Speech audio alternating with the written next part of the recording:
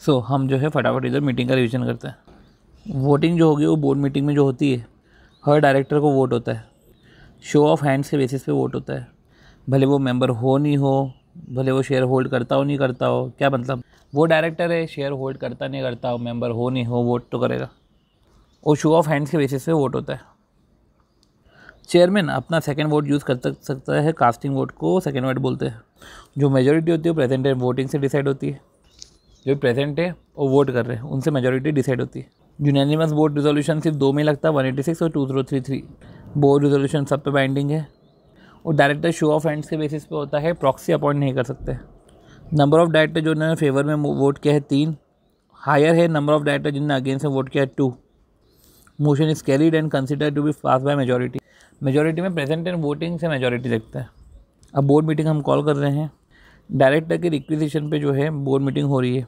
देखो डायरेक्टर ने बोला बोर्ड मीटिंग करो तो बोर्ड मीटिंग करो, तो समन, देखो समन कौन करेगा, मैनेजर और सेक्रेटरी जो है समन करवाएंगे। कभी कल को इम्प्रॉपर नोटिस भी दे दिया तो वो रेक्टिफाई कर सकती है बोर्ड। तो डायरेक्टर खुद से कॉल नहीं करते, समन जो है मैनेजर और सीएस जो है मैनेजर समन कराते हैं। खुद से मीटिंग कॉल नहीं करते, मैनेजर और जो सीएस है वो समन करते हैं। नोटिस में अगर छोटी मोटी गड़बड़ है तो रेक्टिफाई कर सकती है बोर्ड। आधी बात नंबर ऑफ बोर्ड मीटिंग की। बोर्ड मीटिंग है तो आरबीसी से कंपेंसेट नहीं होगा। तो बोर्ड मीटिंग की बात करें तो जो बोर्ड मीटिंग ओनली है, देखो तो ये बोर्ड मीटिंग है, आरबीसी से कंपेंसेट नहीं होगा। आरबीसी से ये कंपेंसेट नहीं होगा।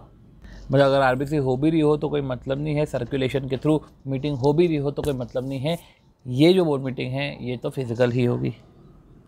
तो गैप सबसे पहले फर्स्ट बोर्ड मीटिंग तो 30 डेज ऑफ इनकॉर्पोरेशन में ही हो जानी चाहिए, इनकॉर्पोरेशन के 30 दिन के अंदर।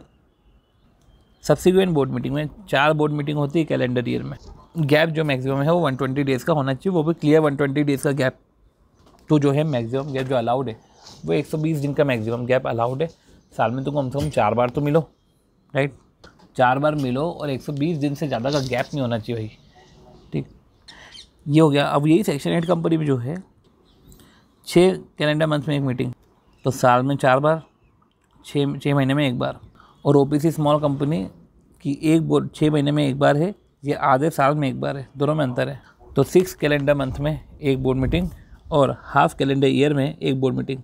तो OPC small dormant and private company जो स्टार्टअप में है, तो सेक्शन 8 कंपनी है तो 6 कैलेंडर मंथ में एक, और सेक्शन 8 भी जिसने डिफ़ॉल्ट नहीं करा हो अंडर सेक्शन 137 और 92, तो 6 जो कैलेंडर मंथ है उसमें एक मीटिंग करवा दो। अब यही OPC small dormant company and startup वाली प्राइवेट कंपनी हो, ठीक है, OPC small dormant company startup वाली प्राइवेट कंपनी, तो हाफ कैलेंडर ईयर में एक बोर्ड मीटिंग। जहाँ पे आपने जो है मैक्सिमम गैप 120 दिन का पड़ा था, इधर जो है वो मिनिमम गैप है 90 डेज़ का। फिर कुछ बात है कि जो specified IFSC international financial service centre, वहाँ पे प्राइवेट कंपनी भी ओपन होती है, पब्लिक कंपनी भी ओपन होती है। तो प्राइवेट कंपनी को 30 दिन ऑफ इनकॉर्पोरेशन में एक मीटिंग करनी है और पब्लिक कंपनी को 60 डेज ऑफ इनकॉर्पोरेशन में एक मीटिंग करनी है।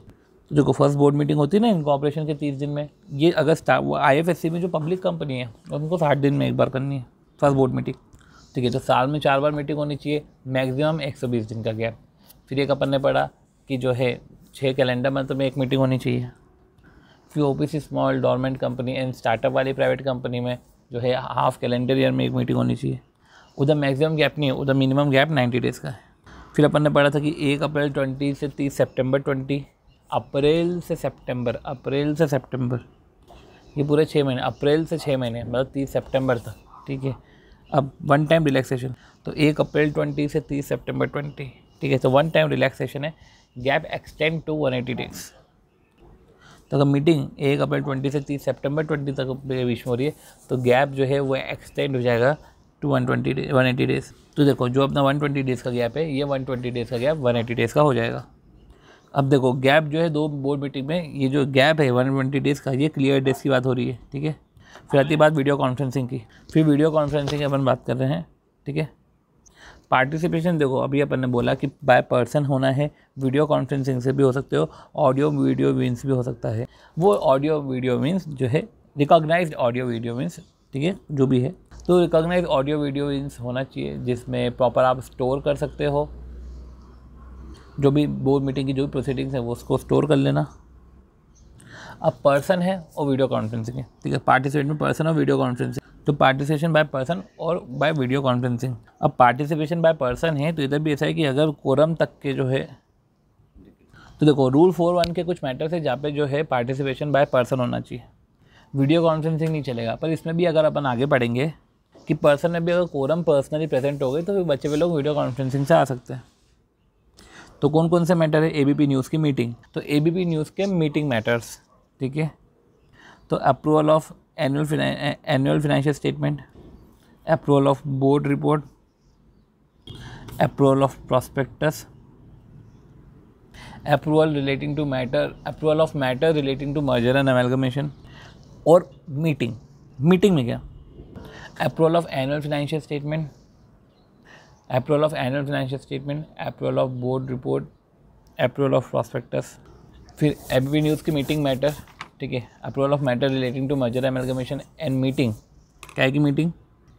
अब मीटिंग जो है, मीटिंग ऑफ ऑडिट कमेटी की मीटिंग, तो मीटिंग ऑफ ऑडिट कमेटी, ठीक है, for consideration of financial statement को कंसीडर करना है, इंक्लूडिंग कंसोलिडेटेड फाइनेंशियल स्टेटमेंट, तो उसको कंसीडर करना है, तो meeting of audit committee in respect of consideration of financial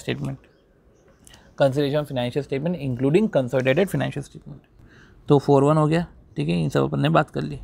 क्या लिखा है, वंस कोरम जो है फिजिकल प्रेजेंट हो जाती है बोर्ड मीटिंग में, इसमें ऐसा है कि अगर बोर्ड मीटिंग में फिजिकल प्रेजेंट हो गई, फिर अदर डायरेक्टर वीडियो कॉन्फ्रेंसिंग से पार्टिसिपेट कर लो।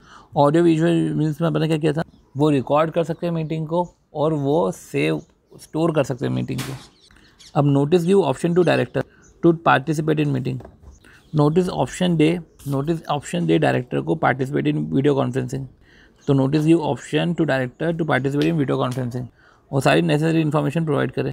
तो नोटिस में ऑप्शन देना चाहिए डायरेक्टर को कि भैया तो पार्टिसिपेट कर वीडियो कॉन्फ्रेंसिंग में, और साथ ही साथ तो नोटिस में जो है ऑप्शन हो, डायरेक्टर को ऑप्शन दिया गया हो और सारी नेसेसरी जानकारी दी गई हो, ताकि जो है डायरेक्टर पार्टिसिपेट कर सके। तो वीडियो कॉन्फ्रेंसिंग कि अगर डायरेक्टर चूज़ करता है तो सारी जानकारी वीडियो कॉन्फ्रेंसिंग के रिस्पेक्ट में दी गई हो। अब नोट क्या है, नोट समझो।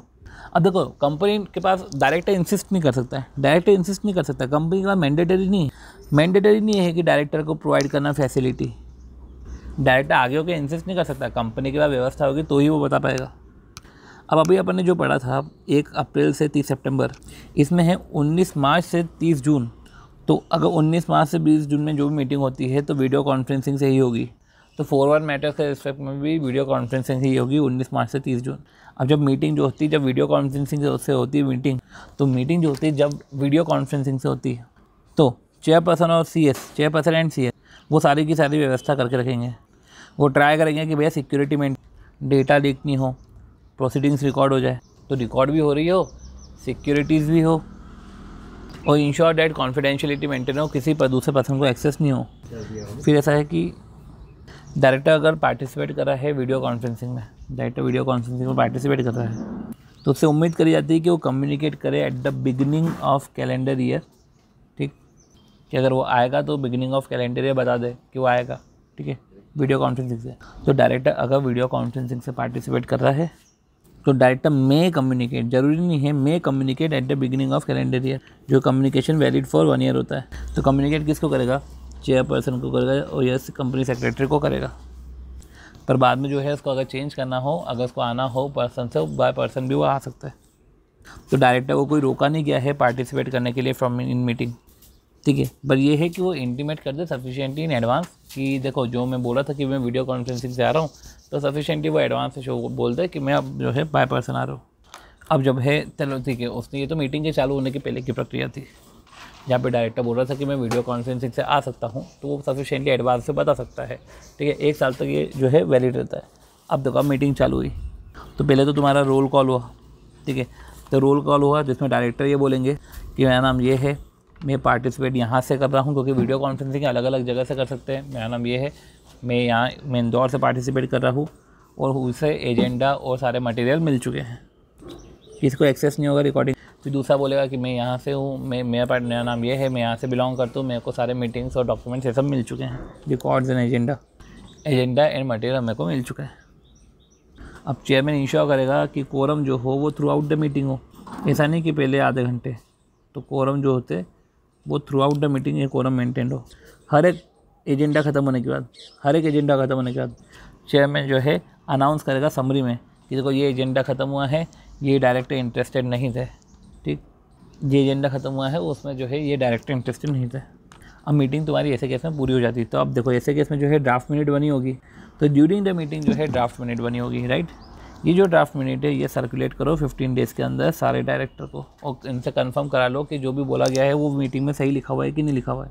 तो डायरेक्टर जो है जिन्होंने मीटिंग अटेंड करके रखी थी वो ड्राफ्ट मिनट को कंफर्म कर देंगे 7 डेज़ के अंदर कि हाँ जो भी चीज़ें हैं कंफर्म करके रखिए कि जो भी चीज़ें हैं वो सब ड्राफ्ट मिनट में इनकॉर्पोरेटेड है या नहीं है, तो 7 डेज़ के अंदर कम्युनिकेट कर देंगे। और फिर जो है मिनट ये जब कम्युनिकेट कर देंगे तो ड्राफ्ट मिनट जो है वैसे ही बन के एक मिनट बुक में अटैच हो जाएगी, मिनट बुक बन जाएगी। तो मिनट के लीफ नोट्स थे, अब मिनट की बुक बन जाएगी और साइन बाय चेयरपर्सन हो जाएगा। तो मेरा ऐसा है कि ड्राफ्ट मिनट के बाद डायरेक्टर को सेंड करो, ठीक है। डायरेक्टर कंफर्म करता है कि यार इसने एक्यूरेसी कंफर्म कर दी, डायरेक्टर कंफर्म करता है। इनफैक्ट डायरेक्टर ने एक्यूरेसी को जो है डायरेक्टर कंफर्म करता है और वो 7 डेज़ के अंदर आपको बताता है, ठीक है। फिर वो जो है मिनट जो है वो मिनट बुक में एंटर हो जाते हैं और प्लस साइन हो जाती है चेयरपर्सन की, ठीक है। तो ये जो है 30 दिन में हो जाना चाहिए। तो देखो 15 दिन में जो है सबसे पहले तो अपन ने बात करी थी कि जो 15 दिन है उसमें सर्कुलेट होगा। मीटिंग खत्म हो गई, वो ड्राफ्ट मिनट जो है वो 15 डेज़ में सर्कुलेट होंगे। अभी आपने बोला अब सर्कुलेट हो गए 15 डेज़ में, सामने वाला को जो है 7 दिन का ऑप्शन 7 दिन है, वो 7 दिन के अंदर जो है 7 दिन में आपको बता सकता है, 7 दिन में बता देगा, ठीक है, कंफर्म कर देगा एक्यूरेसी। तो 15 डेज़ में आपको सर्कुलेट करते हैं, आप 7 डेज़ में हमको एक्यूरेसी बताओ, और फिर इन टोटल 30 दिन में जो है जो मिनट बुक में एंटर हो जाना चाहिए। अब पार्टिसिपेट जो है वीडियो कॉन्फ्रेंसिंग से कर दिया कॉन्स्टिट्यूट कोरम, वो कोरम में काम है नहीं, पार्टिसिपेट वीडियो कॉन्फ्रेंसिंग से करा है तो कॉन्स्टिट्यूट कोरम। तो वीडियो कॉन्फ्रेंसिंग से ही पार्टिसिपेट करते हो तो वो भी कोरम का तुम्हारा पार्ट है।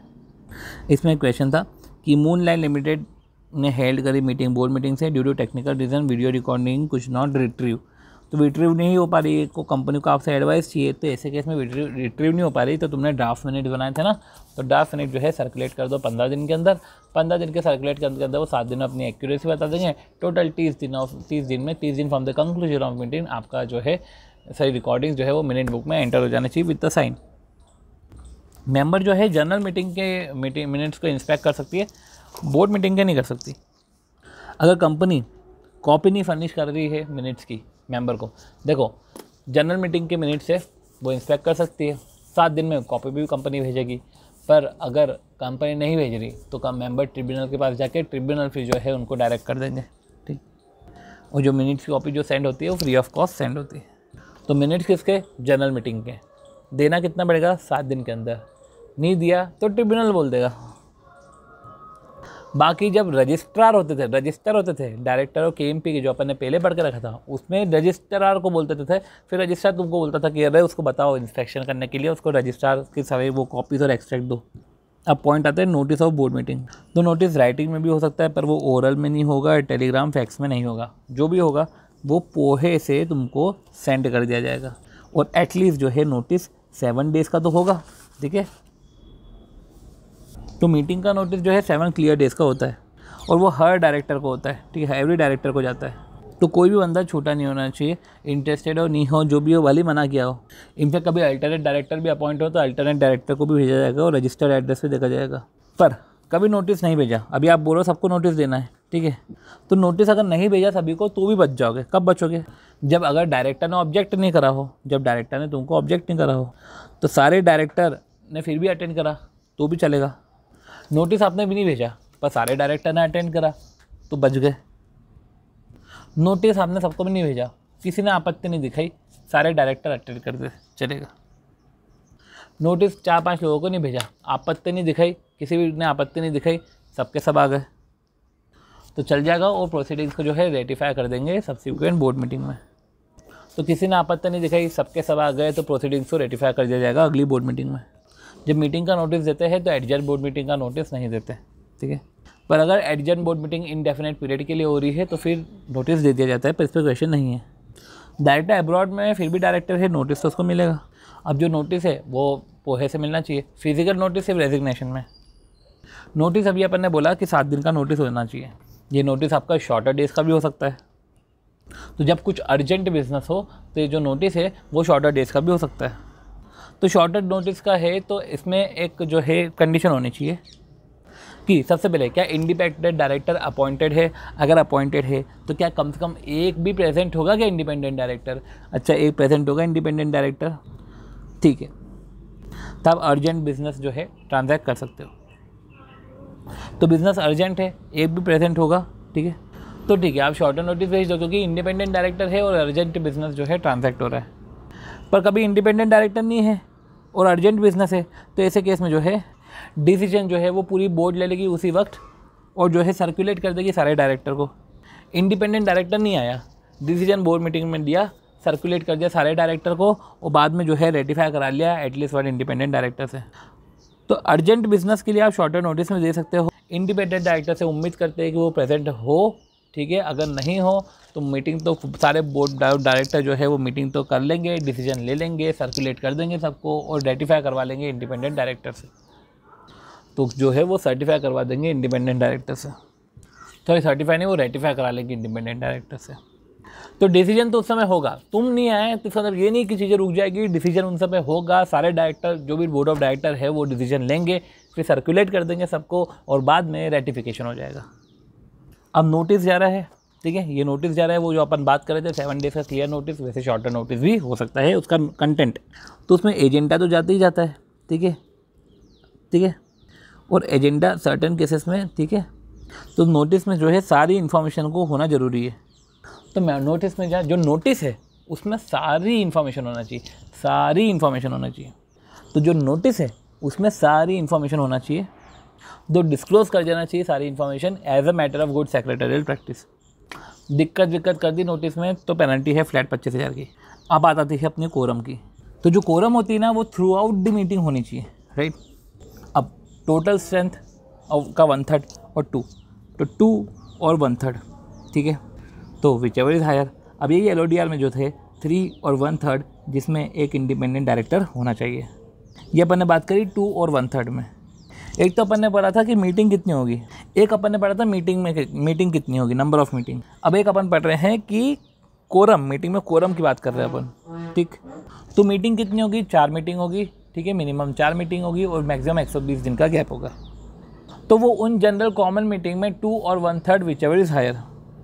जब बात आती है सेक्शन 8 कंपनी की, जहाँ पे हम बोलते थे कि एटलीस्ट एक मीटिंग होना चाहिए 6 कैलेंडर मंथ में, तो 2 और 1/3 विच एवर इज़ हायर वो है 2 और 1/4 विच एवर इज़ हायर। उसमें 2 और 1/3 विच एवर इज़ हायर, इसमें है 8 और 1/4 विच एवर इज़ लोअर। तो 2 और 1/3 विच एवर इज़ हायर, 8 और 1/4 which ever is lower. However अगर कोरम की बात करनी है और अगर AOA को ज़्यादा दिखाना है तो वो ज़्यादा भी दिखा सकता है कोरम। AOA अगर दिखाना हो तो कोरम में की मिनिमम रिक्वायरमेंट AOA में ज़्यादा बोल के रखी तो चलेगा, AOA कर सकता है ऐसा। कोरम नहीं हुई तो क्या करोगे आप एडिशनल डायरेक्टर अपॉइंट कर लोगे। और अगर अब देखो जब इंटरेस्टेड डायरेक्टर टोटल स्ट्रेंथ के 2/3 है तो ऐसे केस में डिसइंटरेस्टेड डायरेक्टर और 2 विच एवर इज़ हायर। जब इंटरेस्टेड डायरेक्टर है 2/3 ऑफ टोटल जो है interested director 2/3 of total interest हो, टोटल डायरेक्टर हो, टोटल स्ट्रेंथ का 2/3 अगर जो है इंटरेस्टेड है तो डिसइंटरेस्टेड डायरेक्टर और 2 विच एवर इज़ हायर। तो 2 और 1/3 विच एवर इज़ हायर, 2 और disinterested whichever is higher, और 8 और 1/4 विच एवर इज़ लोअर। तो 8 और 1/4 विच एवर इज़ लोअर। अब देखो तो 8 और 1/4 which ever is lower but not below 2, 2 से नीचे नहीं होना चाहिए, और 2 और disinterested director whichever is higher. अब देखो total number of director total strength के 2/3 भी अगर इंटरेस्टेड है तो 2/3 इंटरेस्टेड है तो disinterested director 2 whichever is higher, 8 और 1/4 विच एवर इज़ लोअर। ये अपने सेक्शन 8 कंपनी में। यही चीज़ प्राइवेट कंपनी पे एप्लीकेबल नहीं होती। Article of association higher quorum बता सकता है, प्राइवेट कंपनी पे एप्लीकेबल नहीं होता। अब टोटल स्ट्रेंथ है उसमें वैकेंसी वाला सीन नहीं आएगा, वैकेंसी वाले डायरेक्टर ऐड नहीं होंगे। अब देखो बोर्ड मीटिंग की स्टार्टिंग में नंबर ऑफ़ डायरेक्टर 7 थे, 7 टोटल नंबर ऑफ़ डायरेक्टर 10 है, तो स्टार्टिंग में 7 थे, टोटल नंबर ऑफ़ डायरेक्टर 10 है। अब देखो 2 और 1/3 विच एवर इज़ हायर, 10 का 1/3 करो 4 और 2 विच इज हायर, तो है भैया 7 है। अब आर्टिकल प्रोवाइड मैक्सिमम 15 डायरेक्टर, ठीक है मैक्सिमम 15 डायरेक्टर है टोटल, पर हमें तो टोटल स्ट्रेंथ देखना है, ठीक है। पर अगर डायरेक्टर जो है कोरम से नीचे है, अब अपन क्या करें, तो आप जो है समन कर सकते हो जनरल मीटिंग, या तो जो है एक एडिशनल डायरेक्टर को अपॉइंट कर दो जिसका टेन्योर होगा फिर टिल नेक्स्ट एजीएम। तो आप एक एडिशनल डायरेक्टर अपॉइंट कर दो कंडक्ट करने के लिए, कंटिन्यू करने के लिए, या तो आप जो है कोरम जनरल मीटिंग ही बुलवा लो। अब देखो प्राइवेट कंपनी पे एप्लीकेबल नहीं होगा, मतलब क्या बोलना चाह रहे हैं ये कि भाई इंटरेस्टेड डायरेक्टर 2/3 है, तो ऐसा नहीं करेंगे कि डिसइंटरेस्टेड और 2 व्हिचएवर इज हायर, ऐसा कुछ भी नहीं भैया। इंटरेस्टेड डायरेक्टर भी कोरम का पार्ट है, बस ये है कि इंटरेस्टेड डायरेक्टर को अपना इंटरेस्ट डिस्क्लोज करने का है, तो तुम कोरम का पार्ट बन जाओगे, बट एक बार अपना इंटरेस्ट आप जो है डिस्क्लोज कर दो। आर्टिकल जो है वो हायर कोरम आपको बता सकता है। इंटरेस्टेड डायरेक्टर क्या होता है कि कंपनी अगर किसी बॉडी कॉर्पोरेट के साथ जो है कॉन्ट्रैक्ट में एंटर है और डायरेक्टर जो है more than 2% share holding hold करता है, या डायरेक्टर जो है प्रमोटर मैनेजर या सीईओ है वहाँ का, तो जैसा कि अपन ने 184(2) में पढ़ा था कि कंपनी का कॉन्ट्रैक्ट किसी बॉडी कॉर्पोरेट के साथ हो रहा है, तो कॉन्ट्रैक्ट एंड अरेंजमेंट जो है बॉडी कॉर्पोरेट के साथ हो रहा है, और डायरेक्टर का उस बॉडी कॉर्पोरेट में जो है मोर देन 2% का पेड अप कैपिटल है, डायरेक्टर होल्ड करती है more than 2% of paid up capital, और मोर देन 2% तो ठीक है, या तो promoter director, promoter manager CEO है। अब यही किसी फर्म और अदर एंटिटी के साथ है, तो वहाँ पे वो बोलेगा कि अब तो ऐसे 2% का ऐसा कुछ भी नहीं है वहाँ पे तो सिर्फ पार्टनर, ओनर या मेंबर है। अगर कोई कोरम नहीं हुई तो क्या होगा, अभी अपन ने पढ़ा कि कोरम को है ज़्यादा भी स्पेसिफाई कर सकते हैं, कम तो नहीं होना चाहिए, ठीक है। इंटरेस्टेड डायरेक्टर को भी कोरम में ले लेंगे प्राइवेट कंपनी के केस में, बस डिस्क्लोजर ऑफ इंटरेस्ट कर देना। अगर कोरम नहीं हुई तो मीटिंग जो है डिसॉल्व हो जाएगी, और सबसे पहले कोई कोरम नहीं हुई तो एडजन बोर्ड मीटिंग होगी, एडजन बोर्ड मीटिंग में भी कोरम नहीं हुई तो मीटिंग डिसॉल्व हो जाएगी। पर एजीएम में क्या होता है, अगर एडजन बोर्ड मीटिंग में भी कोरम नहीं हुई तो जितने प्रेजेंट है वही है फिर, क्योंकि वापस से कौन करे, मेंबर्स को बार बार कौन बुलाए। एडजन बोर्ड मीटिंग में अगर कोरम नहीं हुई तो जितने हैं उससे कोरम करवा लो, पर बोर्ड मीटिंग में तो ऐसा है कि मीटिंग ही नहीं हुई, ठीक है, तो मीटिंग डिसॉल्व हो गई। Quorum throughout the meeting देखते हैं, कोरम हर एक मैटर पे देखा जाता है, हर एक मैटर पे, हर एक एजेंडा पे। तो एडजन बोर्ड मीटिंग होता है वो in continuation of original board meeting होता है, पर जो एडजन बोर्ड मीटिंग में जो भी जो है कॉन्ट्रैक्ट पास हुए हैं वो उसका प्रोस्पेक्टिव इफेक्ट है। कॉन्ट्रैक्ट सारे जो पास हुए हैं उसका प्रोस्पेक्टिव इफेक्ट है, बाकी जो है in continuation of original board meeting है। तो देखो अभी अपन समझो क्या बोलना चाह रहे हैं कि जो अपनी 4th बोर्ड मीटिंग है वो नहीं हो पाई, ठीक है, कांट हेल्ड। तो 4th बोर्ड मीटिंग हेल्ड नहीं हुई क्योंकि ठीक है कोरम नहीं था, तो बोर्ड मीटिंग हो गई एडजन। अब एडजन जो हुई है वो 120वें दिन के बाद, और अगर एडजन बोर्ड मीटिंग भी नहीं हुई अब क्या करेंगे, तो मीटिंग डिसॉल्व हो गई, मतलब कि मीटिंग ही नहीं हुई। अब हो गया मीटिंग और अपन डिसोल्यूशन दोनों की बात करते हैं। मीटिंग में क्या बोल के रखा है कि 2 और 1/3 व्हिचएवर इज हायर, ठीक है, तो कोरम जो है 2 और 1/3 व्हिचएवर इज हायर, ठीक है, तो 2 और 1/3 व्हिचएवर इज हायर। और इनफैक्ट ऐसा है कि अगर इंटरेस्टेड डायरेक्टर है 2/3 या उससे ज़्यादा तो डिसइंटरेस्टेड डायरेक्टर और 2 व्हिचएवर इज हायर। फिर सेक्शन 8 कंपनी है, सेक्शन 8 कंपनी अपन ने क्या बोला है, और जो अपनी सेक्शन 8 कंपनी है वहाँ पे 8 और जो है 8, अब क्या बोले 8 और 1/4, तो ठीक है 2 और 1/3 है, ठीक है, 2 और डिसइंटरेस्टेड है, और 8 और 1/4 है व्हिचएवर इज लोअर। तो 2 और 1/3 है, 8 और 1/4 है, ठीक है, और बाकी 2 और डिसइंटरेस्टेड भी आप बोल सकते हो। जो रिजोल्यूशन है, रिजोल्यूशन का प्रोस्पेक्टिव इफेक्ट है, बाकी meeting adjourn board meeting in continuation of original meeting है। अब रिजोल्यूशन बाय सर्कुलेशन की बात करते हैं। अब जब रिजोल्यूशन बाय सर्कुलेशन के थ्रू रिजोल्यूशन होता है तो ड्राफ्ट रिजोल्यूशन नेसेसरी पेपर के साथ, एक रिजोल्यूशन बाय सर्कुलेशन, सर्कुलेशन से कैसे रिजोल्यूशन पास करोगे, बात यह है कि एक ड्राफ्ट रिजोल्यूशन नेसेसरी पेपर्स के साथ सबको बांट दिया जाएगा, सारे डायरेक्टर को बांट दिया जाएगा। जैसे नोटिस सारे डायरेक्टर को भेजते हैं ना, तो ड्राफ्ट रिजोल्यूशन सर्कुलर के ड्राफ्ट रिजोल्यूशन जो है नेसेसरी पेपर्स के साथ नोटिस नहीं, ड्राफ्ट रिजोल्यूशन नेसेसरी पेपर्स के साथ सबको बांट दिया जाएगा, और डायरेक्टर एट इंडियन एड्रेस अब इधर जो है मेजॉरिटी उसको अप्रूव करेगी। और necessary papers calculate to understand the nature of business transacted, to understand the nature of business transacted, क्या आप समझो कि जो नेचर ऑफ बिजनेस है जो ट्रांजैक्ट हुआ है, वो आप समझो कि जो नेचर ऑफ बिजनेस है जो ट्रांजैक्ट हुआ है, तो उसको समझने के लिए आपको नेसेसरी पेपर्स दिए जाएंगे। तो सारे डायरेक्टर को दिए, ठीक है, पर अब रिजोल्यूशन बाय सर्कुलेशन पास होने से पहले 1/3 of total number of director ने बोल दिया कि नहीं बोर्ड मीटिंग कराओ, तो फिर बोर्ड मीटिंग होगी। तो देखो, पर अगर रिजोल्यूशन बाय सर्कुलेशन हो गया है, अब 1/3 ने बोला है, तो कोई मतलब तो है नहीं अब। तो आप पहले जो है 1/3 of total number of director बोल दो। अब रिजोल्यूशन बाय सर्कुलेशन से जो भी चीज़ें पास हो रही है, रिजोल्यूशन बाय सर्कुलेशन से, ठीक है, कोई भी रिजोल्यूशन पास हो रहा है, इसकी जो नोटिंग है वो सब्सिक्वेंट बोर्ड मीटिंग में हो जाएगी, उसके मिनट्स में हो जाएगी, और वो सब्सिक्वेंट बोर्ड मीटिंग के मिनट्स का पार्ट हो जाएगा। क्योंकि सब्सिक्वेंट बोर्ड मीटिंग फिजिकल होए तो उसके बोर्ड मीटिंग के मिनट्स का पार्ट हो जाएगा। और याद है कि minimum number of board meeting जो है वो रिजोल्यूशन बाय सर्कुलेशन से कंपेंसेट नहीं होगी। रिजोल्यूशन बाय सर्कुलेशन हो रहा हो पर मिनिमम 4 बोर्ड मीटिंग हो तो फिजिकली ही होनी चाहिए। कुछ क्वेश्चन थे कि chairperson of board of director come across a matter, resolution by circulation हमको पता कैसे चले, रिजोल्यूशन बाय सर्कुलेशन हमको पता कैसे चलेगा, तो उस क्वेश्चन की मैं आपको एक्सट्रैक्ट आपको भेज रहा हूँ। Chairman of board of director एक मैटर पे कम अक्रॉस हुए which require approval by way of board resolution, but ये हो नहीं पा रहा है कोविड के कारण, अप्रूवल बोर्ड रिजोल्यूशन से चाहिए, कोविड के कारण हो नहीं पा रहा है, तो रिजोल्यूशन बाय सर्कुलेशन करवा लो। कुछ अर्जेंट मैटर है जो है फिजिकल मीटिंग नहीं हो पा रही है, रिजोल्यूशन बाय सर्कुलेशन करवा लो। एक ड्राफ्ट रिजोल्यूशन पास करो, नेसेसरी पेपर्स दो, सारे डायरेक्टर को भेजो। पास होने से पहले 1/3 को लग रहा है मीटिंग में ही बात करते हैं, तो मीटिंग में बात कर लेना। जो रिजोल्यूशन पास होगा फिर नेक्स्ट बोर्ड मीटिंग के मिनट्स में वो पार्ट बन जाएगा। वो जो भी है पोहे से होता है और मेजॉरिटी इसको अप्रूव करती है। फिर आती है बात कुछ एडजेंट बोर्ड मीटिंग की। इससे बेटर है कि हम ये चीज़ें पढ़ लें। क्या क्या है इसमें कि बोर्ड मीटिंग तो कभी भी किधर भी हो सकती है, कहीं भी हो सकती है, किसी भी दिन हो सकती है। तो मैं बोर्ड मीटिंग की बात कर रहा हूँ, बोर्ड वाले कहीं भी कर लेंगे, पर जब एडजेंट बोर्ड मीटिंग होगी ना तो नखरे दिखाएंगे, वो नेशनल हॉलीडे पे नहीं होंगे। अब संडे को नेशनल हॉलीडे मत बोल देना, संडे को तो हो सकता है, तो जो है जो वो नेशनल हॉलीडे पे नहीं होगी मीटिंग, ठीक है। तो एडजेंट बोर्ड मीटिंग के नखरे सारे नेशनल हॉलीडे पे नहीं करेंगे।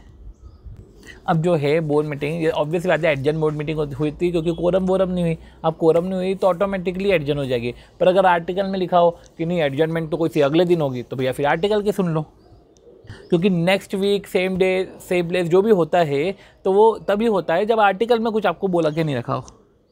तो अब meeting board of director of OPQ की हेल्ड होनी थी 30 नौ को, पर वो हो नहीं पाई कोरम के कारण, और company did not hold board meeting for quarter ended.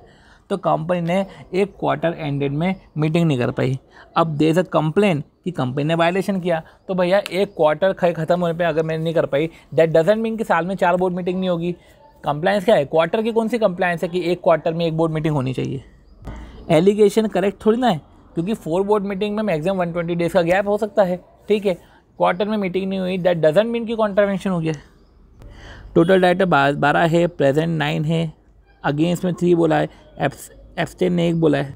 तो ऐसे केस में रिजोल्यूशन आपका पास कब हो गया, 9 प्रेजेंट है, प्रेजेंट एंड वोटिंग, देखो प्रेजेंट एंड वोटिंग, तो ऐसे केस में प्रेजेंट एंड वोटिंग 8 है, ठीक है, प्रेजेंट एंड वोटिंग 8 है।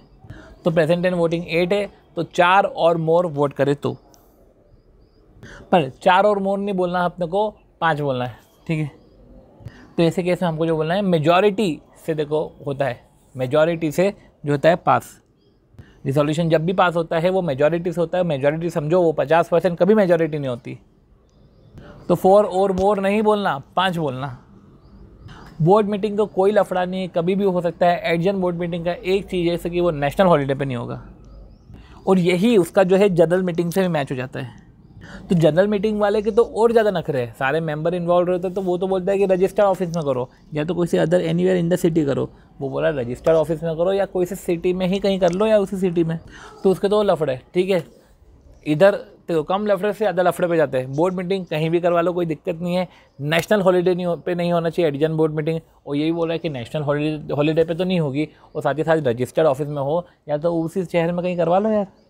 कुछ चेयरपर्सन की बात करते हैं, किसका सेकंड वोट अवेलेबल होता है, और बोर्ड इलेक्ट करते हैं चेयरपर्सन को। चेयरपर्सन है तो ठीक है उस वक्त, नहीं तो डायरेक्टर अपने खुद से ही चेयरपर्सन डिसाइड कर देंगे। कोई प्रॉक्सी नहीं होता है, ठीक है, अलाउड नहीं है मीटिंग में। डायरेक्टर तो वैसे भी प्रॉक्सी अपॉइंट नहीं कर सकते। चेयरपर्सन का सेकंड वोट अवेलेबल है। 118 मिनट्स की बात कर ली है। अभी अपन ने जो है एक अपन ने वो बात करी, एक अपन ने बात करी थी वो ड्राफ्ट मिनट्स की, वो रिजोल्यूशन की, वो काय की थी, वो रिजोल्यूशन वो वीडियो कॉन्फ्रेंसिंग की थी, राइट। कुछ सेक्शन एक्टर 118 मिनट्स की अपन बात कर लेते हैं। चलो इधर मिनट्स का इतना इंपॉर्टेंट नहीं बात करना, वो अपन ने वीडियो कॉन्फ्रेंसिंग में देख लिया। बस ये है कि जो मिनट्स का प्रिजर्वेशन है वो रजिस्टर्ड ऑफिस में तो होता ही होता है, सीएस की और परमानेंट सीएस की कस्टडी में भी लेते हैं। तो मिनट्स जो है वो सीएस की कस्टडी में भी होते हैं और रजिस्टर्ड ऑफिस में भी रखे हुए रहते हैं, जाके इंस्पेक्ट करना हो कर लो। आती है बात वैलिडिटी ऑफ एक्ट की। वैलिडिटी ऑफ एक्ट, तो अपॉइंटमेंट हुआ है उसके बाद के एक्ट सब के सब वैलिड है, बाद में अपॉइंटमेंट अगर इनवैलिड निकल गया तो भी वैलिड है। तो इनवैलिड निकल गया तो भी वैलिड है। टर्मिनेट, ठीक है, terminate by virtue of act तो भी वैलिड है। इनवैलिड निकल गया अपॉइंटमेंट तो भी वैलिड है। इनवैलिड बोला है, terminate by virtue of act हो गया तो भी वैलिड है। इलीगल है तो वैलिड नहीं है, ठीक है। तो पुराना एक्ट फिर वैलिड नहीं है। और ऑब्वियस ही बात है, इनवैलिड हो गया तो उसके बाद तो सारे के सारे वॉइड होंगे। पॉइंट वाली बात यह है कि जो थर्ड पर्सन है, थर्ड पर्सन अवेयर है उस डिफेक्ट के लिए कि यार इसका तो अपॉइंटमेंट ही वैलिड नहीं था, उसने इसके लिए ट्रांजैक्शन करा है, फिर भी वो आया है, उसने ट्रांजैक्शन किया है कि क्या यार कोई दिक्कत थोड़ी ना हो। तो ऐसे केस में देखो, अगर उसको पता है कि ट्रांजैक्शन जो है उसमें कुछ गड़बड़ कुछ भी नहीं होने वाला है, तो और फिर भी उसने वो ट्रांजैक्शन किया है, तो ऐसे केस में जो है ये नहीं चलेगा। डायरेक्टर जो है फिर गिल्टी नहीं होगा, क्योंकि ऐसे केस में फिर थर्ड पार्टी को भी पता था। आती बात अब ऑडिट कमेटी की। पढ़ते हैं audit committee. Audit committee listed पे तो लगता ही लगता है, अनलिस्टेड में 10, 50, 100, पेड अप कैपिटल, बोरोइंग और टर्नओवर। बोरोइंग में डिबेंचर, डिपॉजिट, लोन तीनों आते हैं और एक्सीडिंग 50 होना चाहिए। डेजावू, डॉर्मेंट, जेवी, होली ओन सब्सिडियरी पे नहीं लगता। अब तुम ऑडिट कमेटी की बात कर रहे हो, अभी मैं इधर की बात करता हूँ कि अपने जो मीटिंग की बात हुई थी, 4 बोर्ड मीटिंग है और मीटिंग में मैक्सिमम 120 डेज का गैप था। कोरम क्या थी? 2, 1/3 whichever is higher. Disinterested, 2, 1/3 whichever is higher, 8, 1/4 whichever is lower, 2 disinterested whichever is higher। इधर क्या है? 2, 1/3 whichever is higher, पर उसमें 2 इंडिपेंडेंट डायरेक्टर होने चाहिए। अब ऑडिट कमेटी में जो है, अब समझो कि बोर्ड रिपोर्ट में LODR में अंतर है। 3 डायरेक्टर है, मेजॉरिटी इंडिपेंडेंट है। तो 3 डायरेक्टर मेजॉरिटी इंडिपेंडेंट है। इधर क्या होता है? मिनिमम 3 डायरेक्टर और 2/3 इंडिपेंडेंट है। ये अभी अपन जो बात कर रहे थे 2 और 1/3, ये कोरम की बात हो रही थी। अब ये कंपोजिशन की बात हो रही है, राइट। Majority independent, 2/3 independent. अब वही है कि मेजॉरिटी इंक्लूडिंग चेयरपर्सन को ability to read and write financial statement, read and understand. अब वो बोलते हैं कि सारे के सारे मेंबर फाइनेंशियल लिटरेट होने चाहिए और चेयर और किसी एक को तो फाइनेंशियल एक्सपर्ट होना चाहिए। और आपको याद हो तो ऑडिट कमेटी अगर रिकमेंडेशन एक्सेप्ट नहीं होते तो बोर्ड ऑफ डायरेक्टर अपने बोर्ड रिपोर्ट में बता देता है रीज़न के साथ। और इसमें एक पॉइंट है जो था जिस पे था डाउट, पर वो क्लियर हो गया कि वो चेयरपर्सन है वो इंडिपेंडेंट होता है, ठीक है। और ऐसा है कि ऑडिट कमेटी अपनी मीटिंग में एट हिज डिस्क्रिशन वो बुलवा सकता है हेड ऑफ फाइनेंस फंक्शन, ठीक है, हेड ऑफ इंटरनल ऑडिटर, ठीक है, head of finance director, head of internal auditor, और ऑडिटर से है link representative of statutory auditor. अब 177 ऑडिट कमेटी पे कुछ पॉइंट थे, वो ऑडिट कमेटी पे पॉइंट देखते हैं। एक तो कंपोजिशन की बात है, ठीक है, फंक्शन ऑफ ऑडिट कमेटी की बात है, और ये तो अपन उधर से देख लेंगे। पावर ऑफ ऑडिट कमेटी की बात है, अपन उधर से देख लेंगे। पनिशमेंट फॉर कॉन्ट्रावेंशन है, NRC है, सेम अपन उधर से देख लेंगे। विजिल मैकेनिज्म देख लेते हैं। ऑडिट कमेटी के बाद हम जो है ऑडिट कमेटी वाले पोर्शन से देख लेंगे। तो 177 की सारी बातें अपन तब देख लेंगे, ठीक है। विजिल मैकेनिज्म की हम थोड़ी सी बात कर लेते हैं। विजिल मैकेनिज्म मैंडेटरी है, ठीक है। काय के लिए विजिल मैकेनिज्म बना है? काय के लिए बना है vigil mechanism? Form to address genuine concern. एक जेन्युइन कंसर्न को एड्रेस करना वो विजिल मैकेनिज्म आपके काम का है। ग्रीवियंसेस हैंडल नहीं करता है वो, जेन्युइन कंसर्न जो रहते हैं वो एड्रेस करना है, ग्रीवियंसेस नहीं एड्रेस करने कि कुछ गड़बड़ हो गई तो ग्रीवियंसेस है, छोटी मोटी प्रॉब्लम है विजिल मैकेनिज्म से नहीं, ग्रीवियंसेस नहीं करना है अपने को, जेन्युइन कंसर्न्स अपने को एड्रेस करने हैं। अब अपन समझते हैं विजिल मैकेनिज्म काय के लिए बना है। सबसे पहले लिस्टेड कंपनी के लिए तो है ही है, और वो अनलिस्टेड कंपनी जो डिपॉजिट्स लेती है या जिसने पैसे बोरो करके रखे हैं और 50 करोड़ से ज़्यादा। डिबेंचर, डिपॉजिट, लोन, देखो वो तो चलो ठीक है, वो 50 करोड़ से ज़्यादा उधर भी है, इधर भी 50 करोड़ से ज़्यादा है, ठीक है। तो 50 करोड़ से ज़्यादा अगर आपने डिपॉजिट्स लेके रखे हैं, नहीं डिपॉजिट तो कुछ भी, 50 करोड़ से ज़्यादा अगर आपने लोन लेके रखा है। अब लोन किससे? बैंक और फाइनेंशियल इंस्टीट्यूशन से। अब आप समझ रहे हो, देखो डिबेंचर, डिपॉजिट, लोन कभी भी साथ में नहीं चलते थे। वो तो अगर आपको उधर दिख गया डिबेंचर, डिपॉजिट, लोन, तो इसका मतलब ये नहीं कि हर जगह साथ में चल रहे हो। ये डिपॉजिट अलग, डिबेंचर अलग, लोन अलग, ठीक है।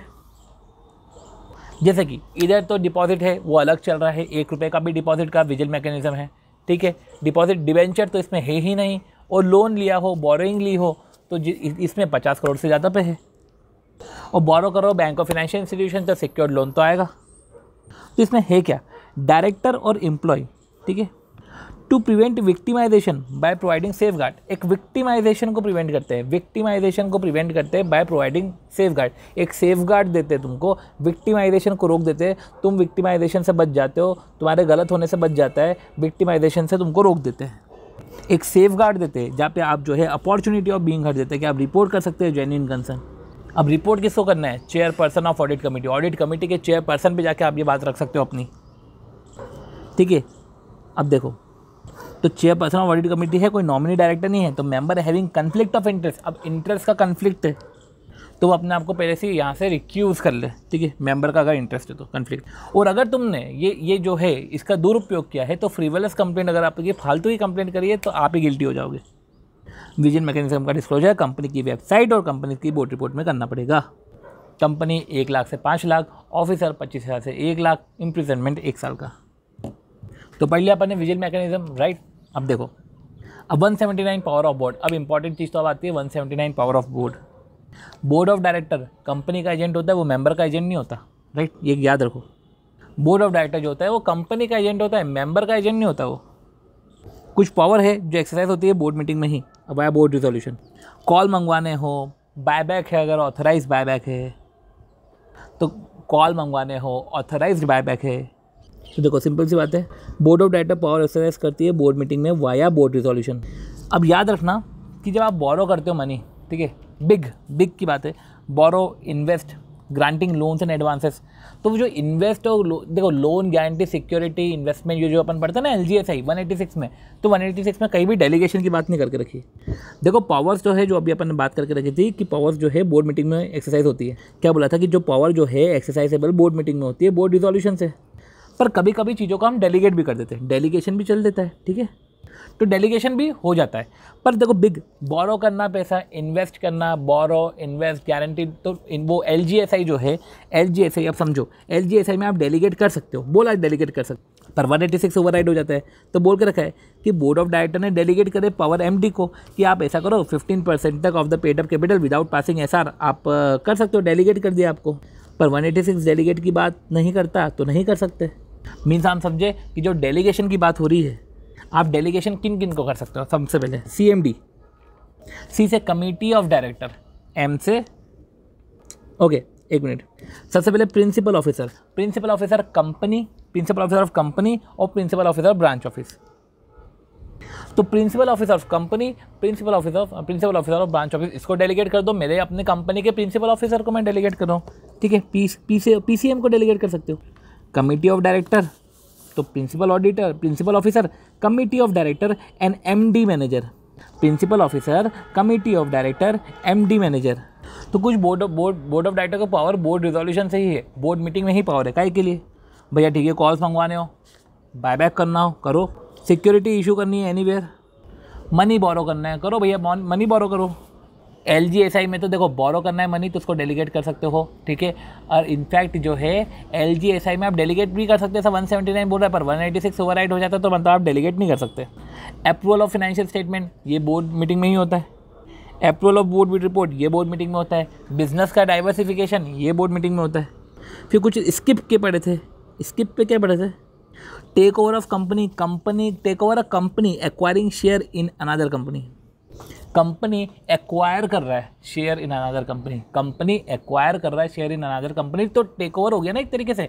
मैं एक्वायर कर रहा हूँ शेयर अनदर कंपनी के, तो टेक ओवर हो गया। इसमें जॉइंट वेंचर नहीं आएगा, मतलब जॉइंट वेंचर का डिसीजन बोर्ड मीटिंग में, ठीक है, बोर्ड मीटिंग में नहीं भी लो तो चलेगा। तो जो है बोर्ड मीटिंग में ही जो है बोर्ड रिजोल्यूशन से ही पास होगा, ये सर्कुलेशन से नहीं होगा, सब ये रिजोल्यूशन से ही होगा, बोर्ड मीटिंग में ही होगा। जॉइंट वेंचर का डिसीजन इधर नहीं आता है, इसलिए लिस्ट पढ़ना जरूरी है। क्वेश्चन आ गया था कि जॉइंट वेंचर को एक्वायर कराए तो बोर्ड मीटिंग में, भैया वो RBC से भी हो सकता है तुम्हारा।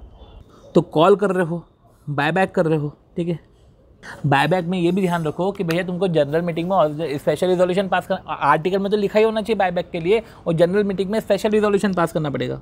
तो ये दो बोर्ड में कर सकते हो, पर इसके लिए आपको जनरल मीटिंग में स्पेशल रिजोल्यूशन पास करना पड़ जाएगा। वो भी कब अगर 10% से ज़्यादा हो। बायबैक 10% तक है, कोई दिक्कत नहीं। Paid up capital plus free reserve जो है उसका 10% तक बायबैक कर लो, कोई दिक्कत नहीं है।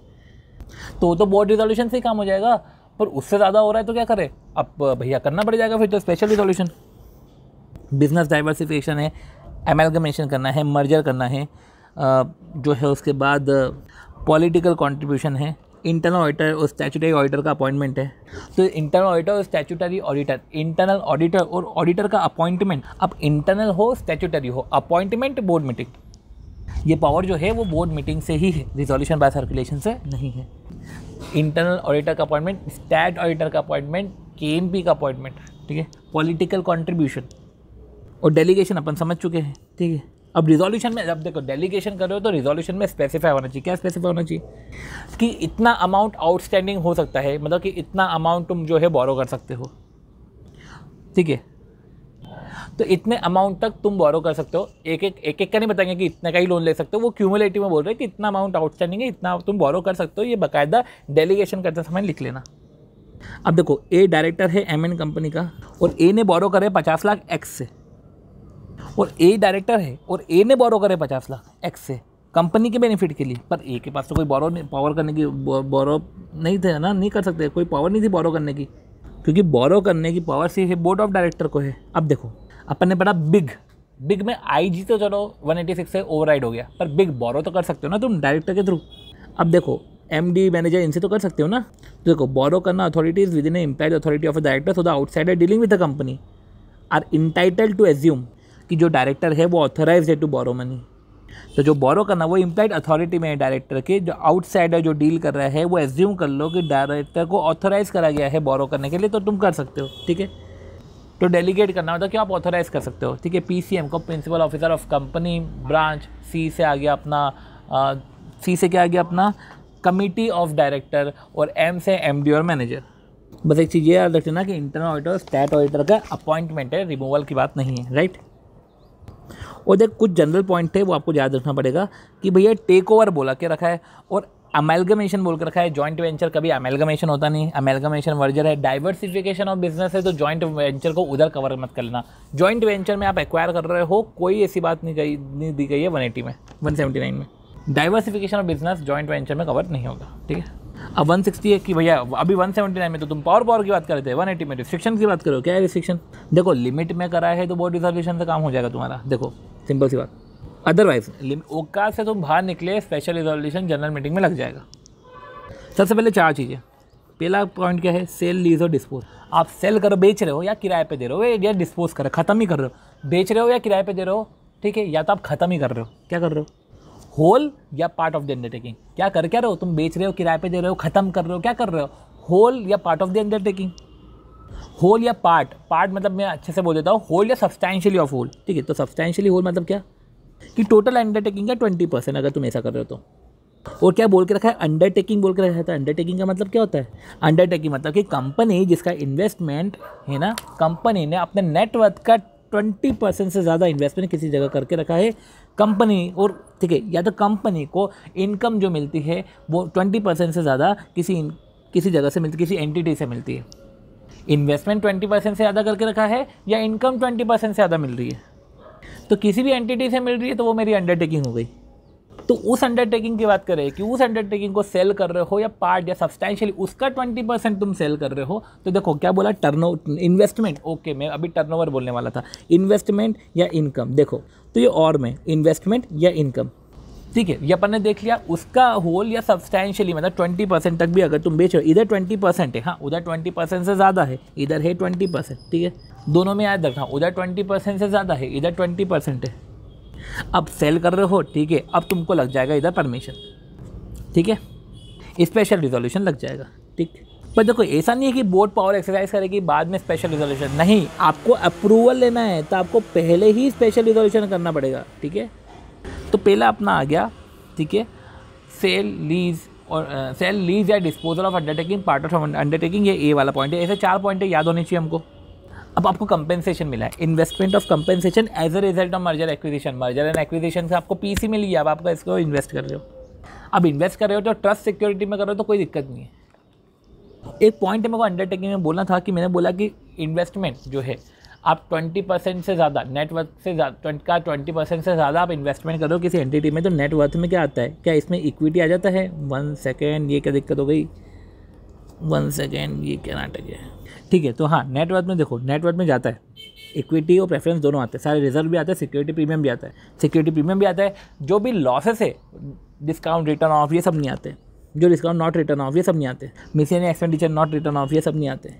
तो सिक्योरिटी प्रीमियम आता है, लॉस एक्सपेंडिचर, मिसलेनियस एक्सपेंडिचर जो रिटर्न ऑफ ही नहीं हुए, तो ये नहीं आता।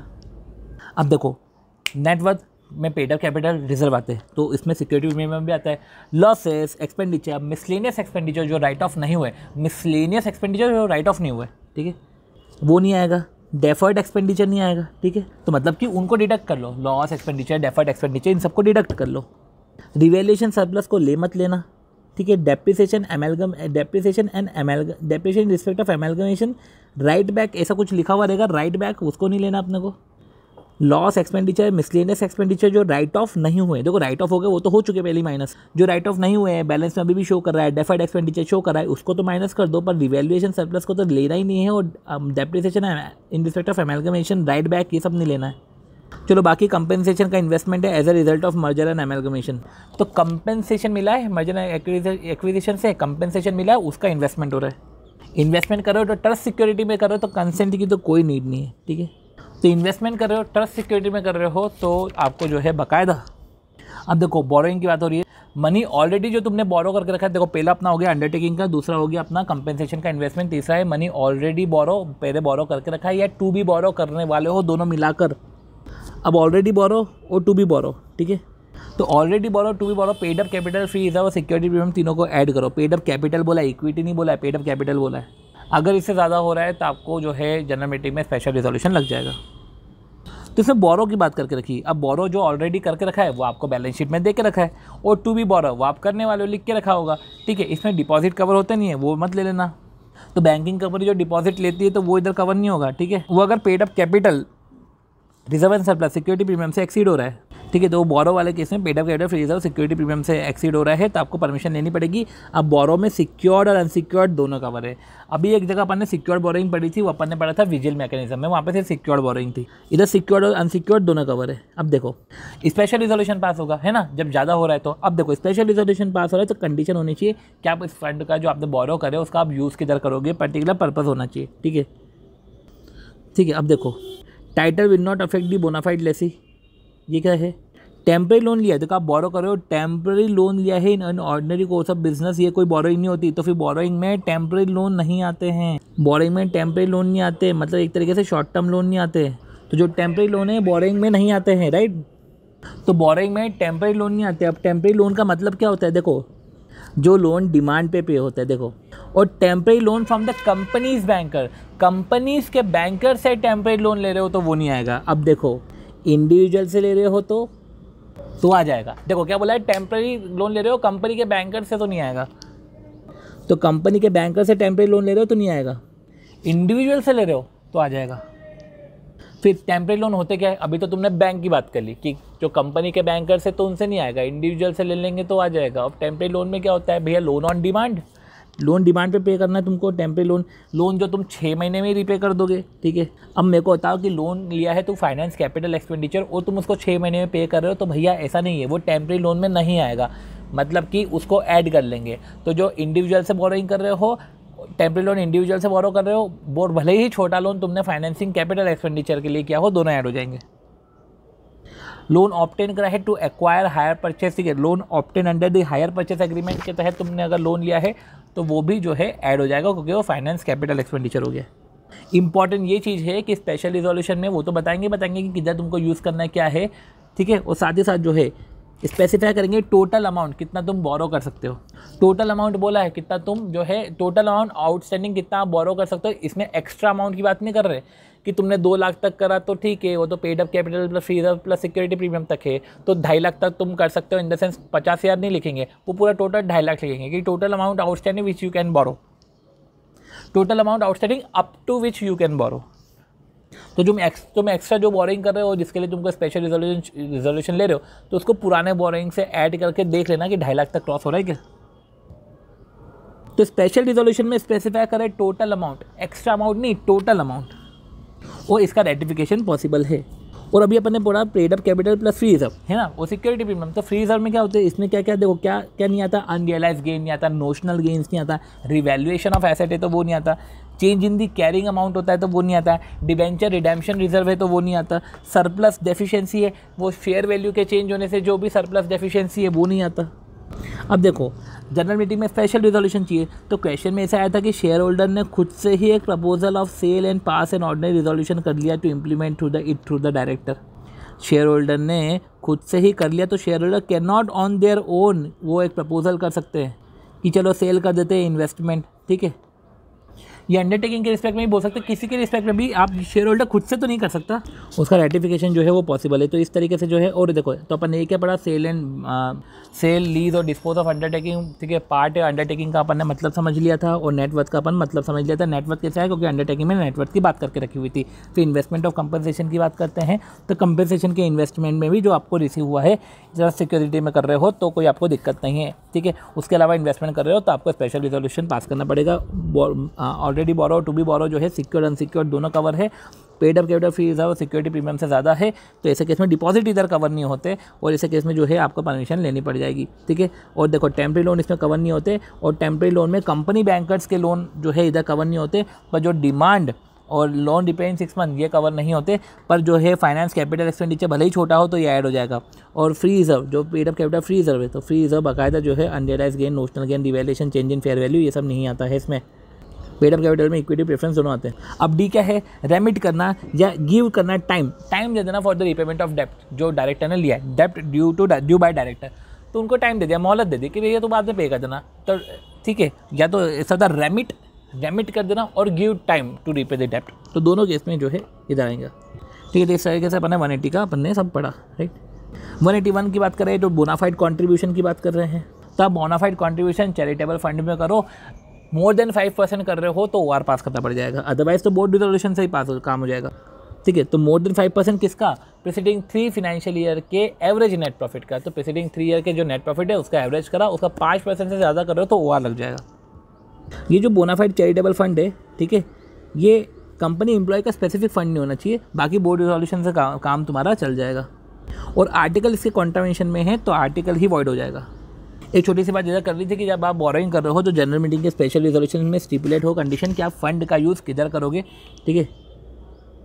देखो ना 180 सबसेक्शन ए के बारे में इसमें कुछ बोलने का था, देखो बोल लेता हूँ कि आपने ये जो सेल लीज और डिस्पोज करा है होल या substantially whole of the undertaking, और अंडरटेकिंग का मतलब आपने जो समझा था, तो सामने वाले जो है टाइटल उसका अफेक्ट नहीं होगा, ठीक है। कि कल को उसको पता चला कि यार इसमें तो अप्रूवल ही नहीं लिया है, तो ऐसे केस में टाइटल अफेक्ट नहीं होगा। तो जो टाइटल था ना वो टाइटल उसके लिए था, कि वो जो बोनाफाइड लेसी है ना उसको अफेक्ट नहीं होगा ये, ठीक है। तो ऐसे ही सेल और लीज में भी है, ठीक है।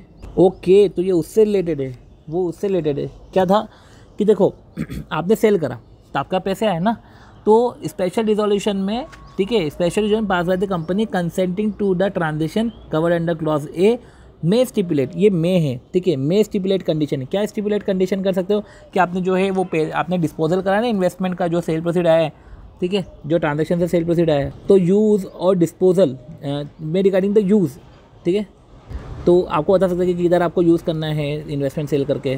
तो क्या बोला, it shall not be deemed to authorise the company to effect any reduction in capital. तो ये it shall not be deemed to authorise the company, ये it shall not be deemed to effect any reduction in share capital except in accordance with the provision. चलो ये सब अपन ने बात करी थी।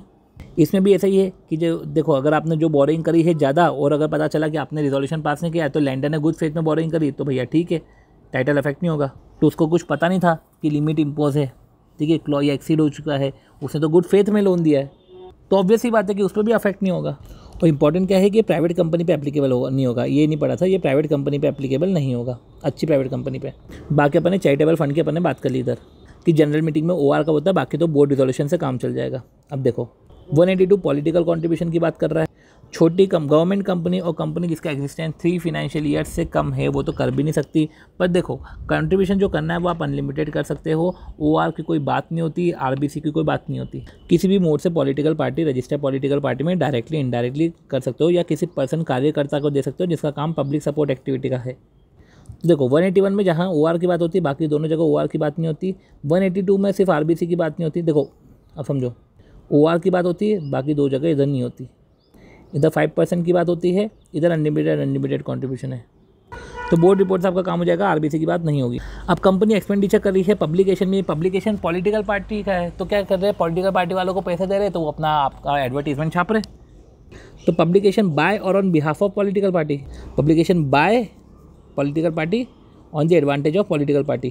तो एक्सपेंडिचर जो है पब्लिकेशन, देखो पॉलिटिकल पार्टी का एडवर्टीजमेंट कर रहे हो, प्रचार विचार कर रहे हो, तो ठीक है वो भी कॉन्ट्रीब्यूशन में आ जाता है।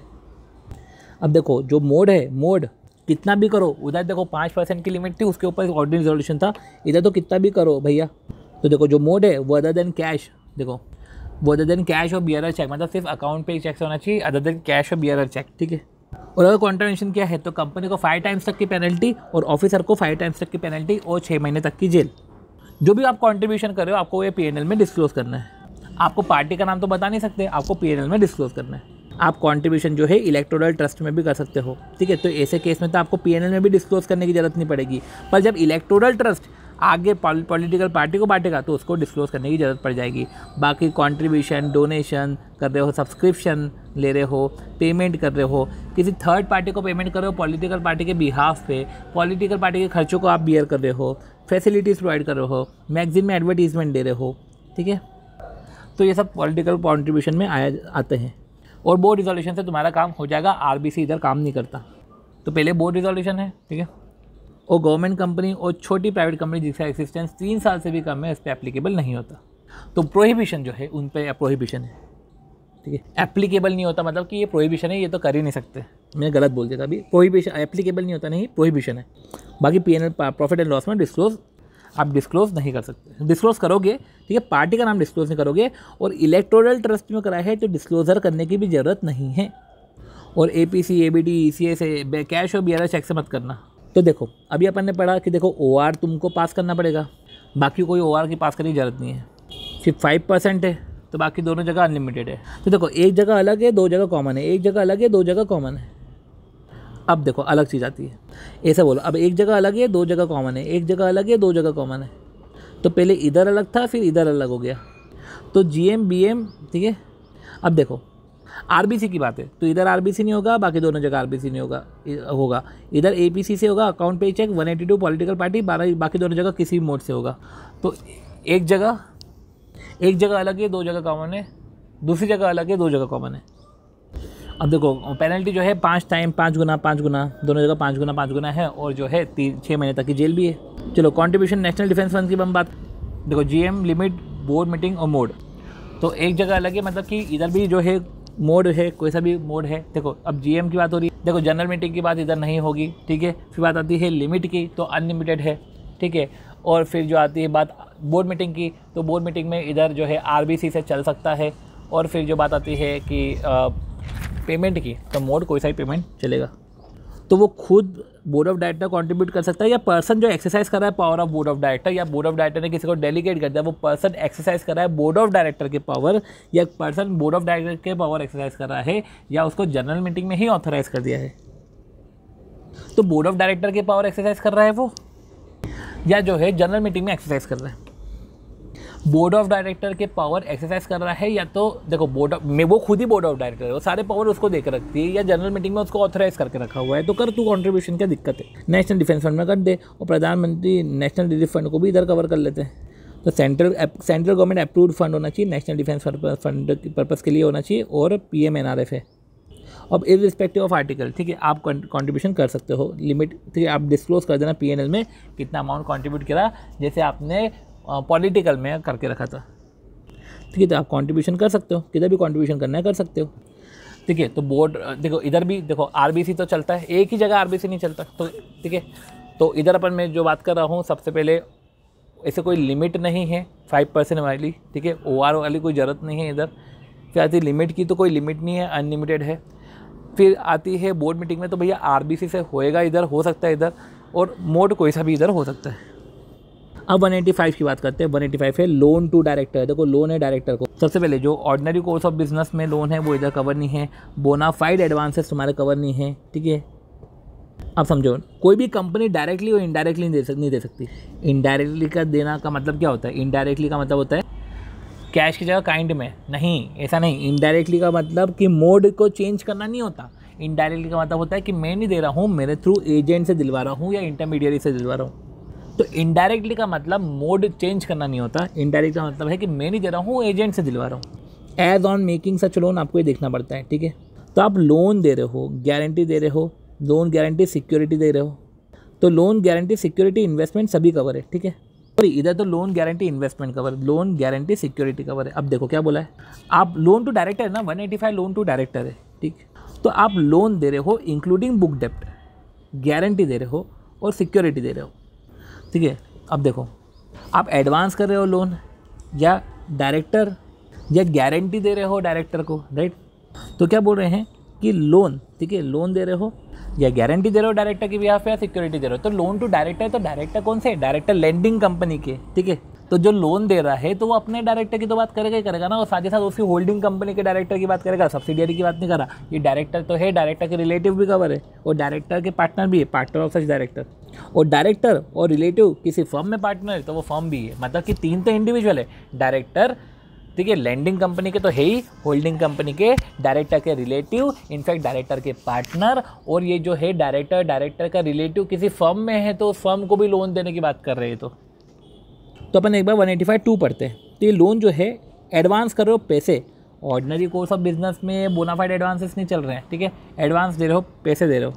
अब देखो इसमें क्या बोल के रखा है, अब देखो क्या है, अब देखो कॉन्ट्रैक्ट और अरेंजमेंट है। देखो क्या बोल रहा है कि लोन परमिटेड है। देखो अभी आपको बोला लोन टू डायरेक्टर, तो आप पे देखो ये क्या बोल के रखा है, नो कंपनी, आप प्रोहिबिटेड है भाई, तुम नहीं कर सकते। डायरेक्टर लेंडिंग कंपनी के डायरेक्टर को, होल्डिंग कंपनी के डायरेक्टर को, डायरेक्टर के रिलेटिव को, डायरेक्टर के पार्टनर को, साथ ही डायरेक्टर का जो है डायरेक्टर और रिलेटिव कहीं पार्टनर है ना, तो उस फर्म को भी आप नहीं कर सकते भैया, मना करके रखा था। अब देखो परमिसेबल है, 185(2) में परमिसेबल बोल दिया। क्या परमिसेबल है? देखो एक अपने बोरिंग करके रखी थी, paid up capital plus free reserve plus security premium, जो अपने एक बोरिंग करके रखी थी, अमाउंट बोरोड और टू बी बोरोड सब अपन ऐड कर देते। इधर देखो, अब इधर क्या बोल रहे हैं कि आप इधर कर सकते हो, एडवांस गारंटी सिक्योरिटी किसी पर्सन को दे सकते हो। तो ऐसा बोल के रखा है कि आप देखो आप करो तो किसी पर्सन को दे सकते हो, कुछ पर्सन दे के रखे आप उनको कर सकते हो, ठीक है। In whom director of company is interested, तो ये वो लोग हैं जिसमें डायरेक्टर का इंटरेस्ट है, तो आप उनमें कर सकते हो। कौन कौन है भैया वो? तो आप इनको लोन दे सकते हो, पर कुछ कंडीशन आपको फॉलो करनी पड़ेगी। अब लोन दे सकते हो क्या है कि सारी एंटिटी है कि आप प्राइवेट कंपनी को दे सकते हो, ऐसा करो आप प्राइवेट कंपनी को दे दो, आप ऐसा करो बॉडी कॉर्पोरेट को दे दो, आप ऐसा करो बॉडी कॉर्पोरेट को दे दो। तो प्राइवेट कंपनी जिसमें डायरेक्टर है, प्राइवेट कंपनी जिसमें डायरेक्टर या मेंबर है, वो प्राइवेट कंपनी को दे दो। पब्लिक को नहीं बोला है, प्राइवेट को बोला है, ठीक है, याद रखो। तो डायरेक्टर कई डायरेक्टर है पब्लिक कंपनी में, भाई वो पब्लिक कंपनी में तो तू नहीं कर पाएगा, परमिसेबल में तो है ही नहीं, प्राइवेट ही है। तो डायरेक्टर मेंबर है किसी कंपनी में, ठीक है। डायरेक्टर 25% वोटिंग पावर होल्ड करता है, किसी बॉडी कॉर्पोरेट में 25% होल्ड करता है, दे दो भैया उसको। तो देखो इधर एक ब्लंडर है, आपको ये ध्यान रखना पड़ेगा कि डायरेक्टर जो डायरेक्टर है वो किसी कंपनी में डायरेक्टर मेंबर, तो ठीक है, किसी प्राइवेट कंपनी में, पब्लिक कंपनी में है तो नहीं दे सकता, प्राइवेट कंपनी में तो दे सकता ना। अब देखो क्या बोल के रखा है, डायरेक्टर ने 25% वोटिंग पावर होल्ड करता है किसी कंपनी में, तो किसी कंपनी में 25% वोटिंग पावर होल्ड करता है। तो आप बोलोगे क्या नहीं 50% वोटिंग पावर होल्ड करता है तो भी कर सकते हैं, ठीक है। तो आप बोलोगे ऐसे में तो सब्सिडियरी हो गया।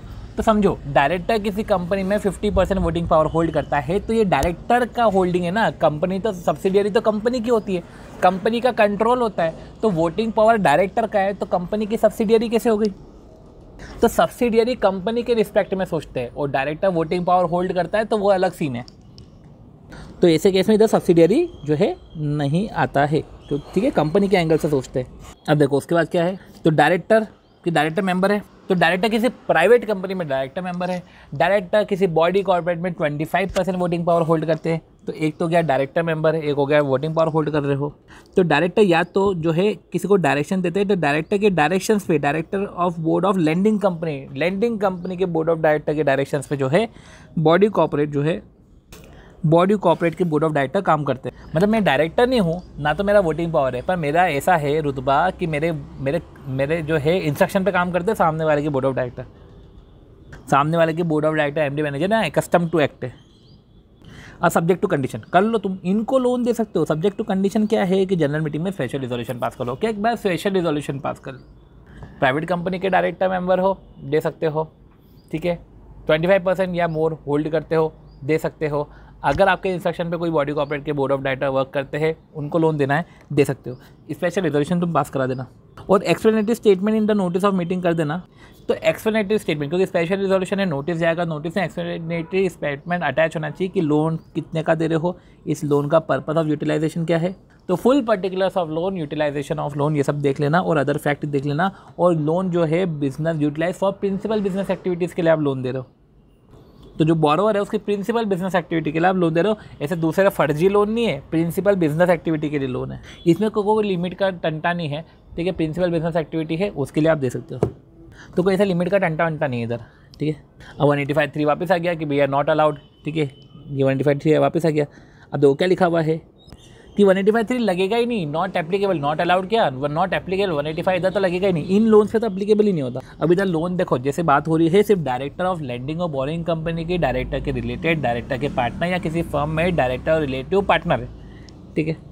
अब 185 किस पे एप्लीकेबल नहीं होगा, तो नॉन एप्लीकेबिलिटी किस पे है। तो loan as a condition of service दे रहे हो, लोन दे रहे हो एम्प्लॉय को as a condition of service. और सॉरी, एम्प्लॉय भी क्या बोलूँ, बड़े बड़े लोग हैं ना, तो एमडी मैनेजर को, एमडी होल टाइम डायरेक्टर को दे रहे हो, मैनेजर को नहीं, एमडी या होल टाइम डायरेक्टर को दे रहे हो as a condition of service, तो इधर कवर नहीं है। लोन स्कीम के तहत दे रहे हो, ठीक है। अब समझो, लोन एमडी मैनेजर को दे रहे हो as a condition of service, और यही कंडीशन सब पे एप्लीकेबल है, एक्सटेंड टू ऑल एम्प्लॉय, सबको है तो तुमको भी है। कंपनी एमडी डायरेक्टर को, ठीक है। देखो अभी आप बोल रहे थे कि डायरेक्टर को लोन नहीं दे सकते, और अब तुम ऐसा बोल रहे हो कि एमडी डायरेक्टर को लोन दे रहे हो, तो भैया as a condition of service loan दे रहा हूँ, मैं सबको लोन दे रहा था, तेरे को भी दे रहा हूँ, कोई स्पेशल थोड़ी ना, तू स्पेशल लोन तेरे को थोड़ी ना दिया है कि लोन स्कीम के तहत दे रहा हूँ मैं एमडी। अब देखो कंडीशन ऑफ सर्विस है, सर्विस की कंडीशन थी, ठीक है, स्कीम के तहत देखो दे दिया। ये स्कीम ऐसी थी कि हमने स्पेशल रिजोल्यूशन से पास कराया, तब तू ले ले, तब तू ले सकता है। फिर जो है company ordinary course of business में लोन गारंटी सिक्योरिटी दे रही है। तो जब company ordinary course of business में, जो अभी मैं बोला था ऑर्डिनरी कोर्स ऑफ बिजनेस में इधर कवर नहीं होता कि तुम्हारा काम ही है अगर लोन देना, तो थोड़ी ना इधर आएगा यार। तो ऑर्डिनरी कोर्स ऑफ बिजनेस में लोन गारंटी सिक्योरिटी दे रहे हो, तो जैसे हाउसिंग फाइनेंस ये सब है, तो इधर कवर नहीं होगा। अब इधर जो यील्ड है वो 1, 3, 5, 10 ईयर्स की जो गवर्नमेंट सिक्योरिटी है, closest to the tenor of loan, उसके हिसाब से आप रेट जो है उस रेट से ज़्यादा आपका होना चाहिए, वो रेट या उस रेट से ज़्यादा। तो इधर बैंक, एनबीएफसी, अदर कंपनी आ जाएगा। और रिलेटिव की बात करें तो 2 सबसेक्शन 77 की डेफिनेशन है पूरी की पूरी। बस भाई याद रखना कि वो ग्रैंड पेरेंट्स नहीं आते तुम्हारे इसमें, और स्टेप डॉटर नहीं आता, ठीक है। बाकी जो है वो ब्रदर की वाइफ और सिस्टर का हस्बैंड वो भी नहीं आएगा इधर, ठीक है। सन डॉटर उसके वाइफ और हस्बैंड आ जाएंगे। तो पहला है as a condition of service, दूसरा है स्कीम के तहत वो अप्रूव्ड है, तीसरा है ऑर्डिनरी कोर्स ऑफ बिजनेस में अगर आप लोन दे रहे हो, ठीक है, लोन गारंटी सिक्योरिटी दे रहे हो। तो देखो इधर था लोन, इधर था loan condition of service, loan scheme के तहत, loan guarantee security, ordinary course of business. और फिर 3 आते हैं होल्डिंग और होल्डी ऑन सब्सिडियरी के। इसमें से 2 तो होल्डिंग और होल्डी ऑन के हैं, तीसरा जो है होल्डिंग और सब्सिडियरी का है। तो होल्डिंग कंपनी लोन दे रहा है होल्डी ऑन सब्सिडियरी को, यूटिलाइज करेंगे प्रिंसिपल बिजनेस एक्टिविटी के लिए। होल्डिंग कंपनी गारंटी सिक्योरिटी दे रहा है होल्डी ऑन सब्सिडियरी को, यूटिलाइज करेगा प्रिंसिपल बिजनेस एक्टिविटी के लिए। होल्डिंग कंपनी गारंटी सिक्योरिटी दे रहा है सब्सिडियरी को, और यूटिलाइज करेगा प्रिंसिपल बिजनेस के लिए। तो इसमें लोन नहीं आया है ना, इसमें सब्सिडियरी आया कि गारंटी सिक्योरिटी आया। तो होल्डिंग गारंटी सिक्योरिटी दे रहा है सब्सिडियरी को, और गारंटी सिक्योरिटी किसके रिस्पेक्ट में, भाई उसने लोन लिया होगा बैंक से, अब वो गारंटी सिक्योरिटी दे रहा है सब्सिडियरी को, और उसने जो लोन दिया प्रिंसिपल बिजनेस एक्टिविटी के लिए दिया है वो गारंटी सिक्योरिटी दे रहा है। तो होल्डिंग गारंटी सिक्योरिटी दे रहा है सब्सिडियरी को, वो लोन लिया होगा उसने प्रिंसिपल बिजनेस एक्टिविटी के लिए। अब इमूवेबल प्रॉपर्टी को अगर कंपनी ने डायरेक्टर को क्रेडिट सेल करा, तो ये मोड का चेंज हुआ है, ये मोड का चेंज हुआ है, ठीक है। तो इसका मतलब ये नहीं है कि इसको तुम लोन मान लोगे, ये लोन नहीं मानोगे, और लोन टू सब्सिडियरी भी कवर होता है, ठीक है। तो इस तरीके से अपन ने पढ़ा। तो देखो समझे, लोन सब्सिडियरी को आप नहीं दे सकते, इसको मैं एडिट कर देता हूँ, सही कर देता हूँ। फिर अगर कॉन्ट्रावेंशन किया है तो 5 लाख से 25 लाख कंपनी को, क्योंकि कॉन्ट्रावेंशन क्या हो गया कि प्रोहिबिटेड थे फिर भी आपने लोन दे दिया, या आपने जो है स्पेशल रिजोल्यूशन पास नहीं किया, मतलब आपने कोई सी कंडीशन पूरी नहीं करी, कंडीशन जैसे वो प्रिंसिपल बिजनेस एक्टिविटीज़ ये सब की आपने कंडीशन पूरी नहीं करी, तो कंपनी को 5 लाख से 25 लाख, ऑफिसर को 5 लाख से 25 लाख, 6 महीने की जेल, और डायरेक्टर जिसको हम दे रहे हैं तो वो भी फंस जाएगा, ठीक है। तो उसको भी 5 लाख से 25 लाख और 6 महीने की जेल। और कुछ एग्जाम्पशन से बाय नोटिफिकेशन, कुछ एग्जाम्पशन है, क्या है, कुछ एग्जाम्पशन है वही कि 185 पे जो है वो एप्लीकेबल नहीं है। तो क्या है कि प्राइवेट कंपनी की कंडीशंस देखो, सबसे पहले आप अभी बोला कि प्राइवेट कंपनी को दे सकते हो, ठीक है, अगर प्राइवेट कंपनी में डायरेक्टर या मेंबर है, ठीक है। अब वो प्राइवेट कंपनी जिसमें किसी भी बॉडी कॉर्पोरेट ने पैसा नहीं लगाया, तो वैसी प्राइवेट कंपनी जिसमें बॉडी कॉर्पोरेट ने अमाउंट इन्वेस्ट नहीं करा, ठीक है। अब अमाउंट इन्वेस्ट नहीं करा तो दूसरा पॉइंट ये है कि पैसा रेज लोन से कर लिया होगा। अब दूसरा पॉइंट देखो, दूसरा पॉइंट ये है, दूसरी चीज़ ये है कि बोरोइंग फ्रॉम बैंक और फाइनेंशियल इंस्टीट्यूशन। तो प्राइवेट कंपनी की कंडीशन क्या है कि कोई भी बॉडी कॉर्पोरेट ने पैसा नहीं लगाए हों, तो कोई भी बॉडी कॉर्पोरेट ने पैसे नहीं लगाए। सबसे पहली बात तो किसी बॉडी कॉर्पोरेट ने पैसे नहीं लगाए, दूसरे लगा सकते हैं पर बॉडी कॉर्पोरेट ने नहीं लगाए, तो बॉडी कॉर्पोरेट ने पैसे नहीं लगाए। बोरोइंग जो है उसने बैंक और फाइनेंशियल इंस्टीट्यूशन या बॉडी कॉर्पोरेट से लिया। देखो बोरोइंग इसने पैसे नहीं लगाए तो बैंक, फाइनेंशियल इंस्टीट्यूशन या बॉडी कॉर्पोरेट से लिया है, वो पेड अप कैपिटल के ट्वाइस से लेस और 50 करोड़ विच इज़ लोअर, ठीक है। तो पेड अप कैपिटल ट्वाइस से लेस जैसे कि हो गया अपना, जैसे पेड अप कैपिटल 60 है तो 30 है तो 60 से लेस, ठीक है, और 50 करोड़ विच इज़ लोअर, ठीक है। 60 से भी तो लेस होना चाहिए, ठीक है। तो क्या बोल के रखा है, less than twice of paid up capital, और सिर्फ पेड अप कैपिटल देखेंगे, ठीक है, और 50 करोड़ विच इज़ लोअर, और कोई डिफ़ॉल्ट ही नहीं किया है। तो बॉडी कॉर्पोरेट ने इन्वेस्टमेंट नहीं किया है, आपने बोरोइंग करी है less than twice of paid up capital और 50 crore which ever is less, ठीक है, और आपने डिफ़ॉल्ट नहीं करा है तो उन पे ही एप्लीकेबल नहीं होगा। जैसे अपन ने पढ़ा भी एप्लीकेबल नहीं होगा, वैसे इधर भी आ जाता है। और एक गवर्नमेंट कंपनी है, गवर्नमेंट कंपनी पे भी एप्लीकेबल नहीं होगा, ठीक है। गवर्नमेंट कंपनी भी अगर प्रायर अप्रूवल ले ले वो मिनिस्ट्री से और गवर्नमेंट डिपार्टमेंट से, तो गवर्नमेंट कंपनी पे भी एप्लीकेबल नहीं होगा,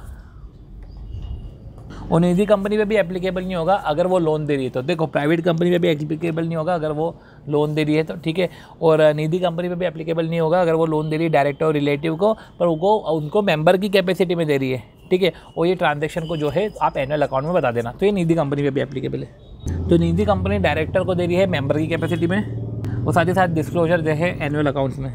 फिर जनरल पॉइंट को समझने को, जनरल पॉइंट क्या है देखो कि 185, 102 at the time of making loan देखा जाता है। मतलब कि जब दे रहे थे लोन तब रिलेटिव नहीं थे, बाद में रिलेटिव हो गए तो 185, 102 मत लगा देना, ठीक है। तो जब दे रहे थे तब तो मंगेतर थी, बाद में रिलेटिव हो गए तब 185, 182 मत लगा देना, पर उसके बाद जो प्रोस्पेक्टिव फर्दर लोन उस पर लगेगा।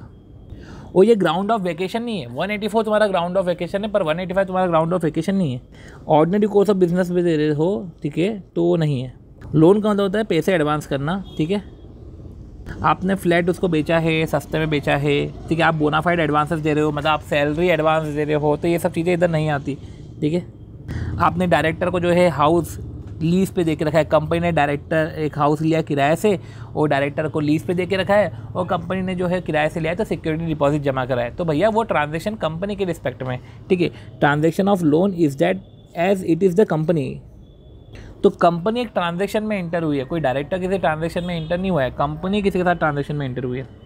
अब एक और है चीज़, पॉइंट ये समझने का कि पर्सन जिसने आपने जिसको 185, 182 मतलब आपने किसी को लोन दे के रखा है, और पॉइंट की बात ये है कि उसने आगे किसी को लोन दे के रखा है, ठीक है, तो आप उसको गारंटी दे सकते हो, उसमें कोई प्रोहिबिशन नहीं है। जो गारंटी पे प्रोहिबिशन थे ना वो कुछ कुछ जगह पे है, इधर प्रोहिबिशन नहीं है। मतलब आप डायरेक्टर को तो गारंटी नहीं दे सकते, पर इन्होंने किसी दूसरे को लोन दिया उसको गारंटी दे रहे हो तो आप दे सकते हो। डायरेक्टर को दे सकते हो, डायरेक्टर ने किसी को लोन दिया है तो आप उसको गारंटी दे रहे हो तो चलेगा, कोई प्रोहिबिशन नहीं है। 185 लोन टू डायरेक्टर खत्म होने के बाद जब है 186 की हम बात करते हैं। ये जो प्राइवेट कंपनी, गवर्नमेंट कंपनी, निजी कंपनी है, तो कोई डिफ़ॉल्ट नहीं करा हो, बस ये इंपॉर्टेंट ये है, ठीक है। प्राइवेट कंपनी, गवर्नमेंट कंपनी में तो अपने रिलेटिव पढ़ लिया, डायरेक्टर रिलेटिव पढ़ लिया, किसी फर्म में है, कंडीशन ऑफ सर्विस पढ़ लिया, स्कीम पढ़ लिया, प्रिवेलिंग यील्ड पढ़ लिया, अपन ने holding, wholly own subsidiary, wholly own subsidiary guarantee security दे रहे हैं, सब्सिडरी को गारंटी सिक्योरिटी दे रहे हैं, ठीक है। सब्सिडरी को लोन इधर कवर नहीं है, राइट, ठीक है। वो कंडीशन देखी कि प्राइवेट कंपनी को दे सकते हो, बॉडी कॉर्पोरेट को दे सकते हो। बॉडी कॉर्पोरेट जो है, बॉडी कॉर्पोरेट जिसमें वोटिंग पावर है 25% का, बॉडी कॉर्पोरेट जिसमें जिसके बोर्ड ऑफ डायरेक्टर इंस्ट्रक्शन पे काम करते हैं, डायरेक्शन इंस्ट्रक्शन पे, तो डायरेक्टर मेंबर है, वोटिंग पावर है, डायरेक्शन इंस्ट्रक्शन पे काम कर रहे हैं। तो क्या बोल कर रखा है, डायरेक्टर मेंबर है प्राइवेट कंपनी में। बॉडी कॉर्पोरेट में तो 25% वोटिंग पावर होल्ड करते हैं, और बॉडी कॉर्पोरेट के board of director MD manager इसके डायरेक्शन पे काम करते हैं। तो प्राइवेट कंपनी में डायरेक्टर मेंबर है, पब्लिक कंपनी में मत मान लेना।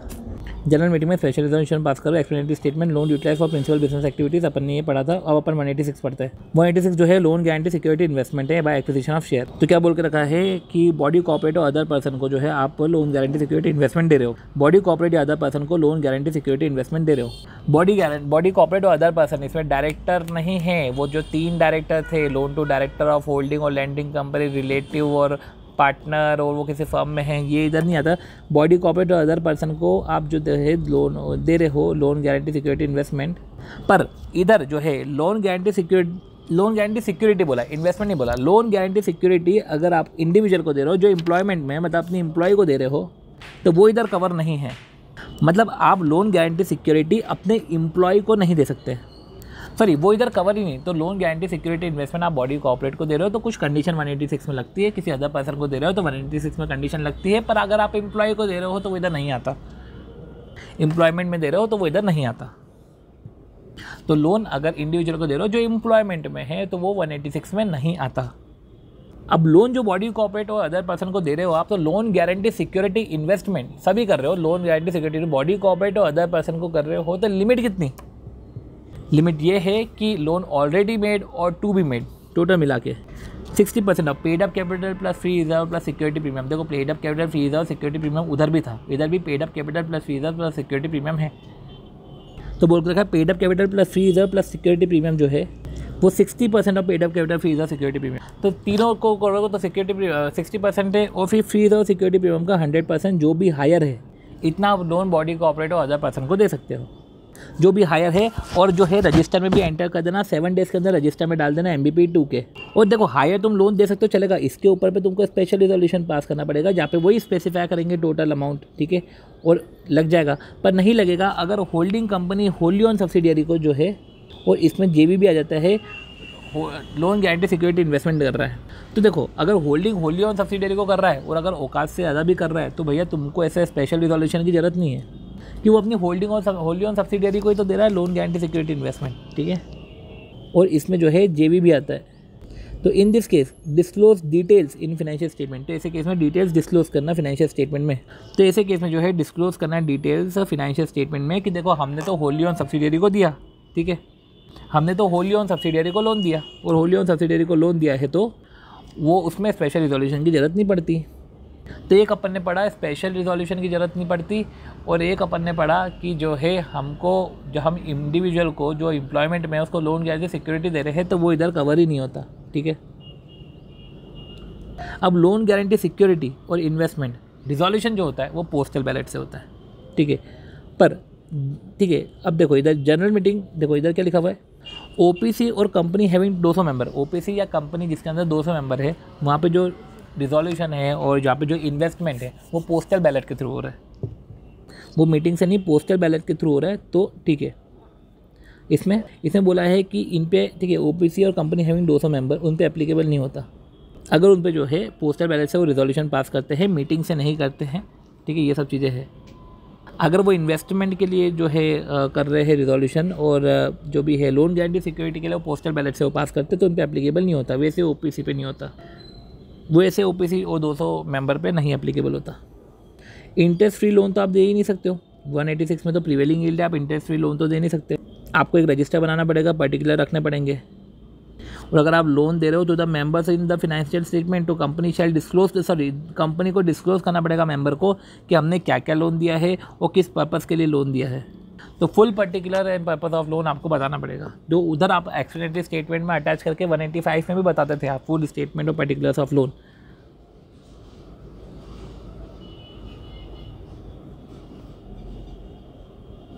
अब इसमें इंपॉर्टेंट बात यह है कि बोर्ड मीटिंग में यूनानिमस बोर्ड रिजोल्यूशन पास करना, सारे डायरेक्टर का कंसेंट चाहिए सबसे पहले, जो प्रेजेंट है वो वोटिंग है, एब्सटेन नहीं चलेगा, सारे डायरेक्टर का कंसेंट चाहिए, ठीक है, सबको वोट करना है, वो भी फेवर में वोट करना है, ठीक है। और साथ ही साथ आपको यूनानिमस बोर्ड रिजोल्यूशन तो चाहिए ही चाहिए, आपको प्रायर अप्रूवल चाहिए पब्लिक फाइनेंशियल इंस्टीट्यूशन का, पब्लिक फाइनेंशियल इंस्टीट्यूशन का, तब आपको प्रायर अप्रूवल चाहिए अगर आपने ऑलरेडी मेड और टू बी मेड जो बोरोइंग्स है, ऑलरेडी मेड और टू बी मेड, ठीक है।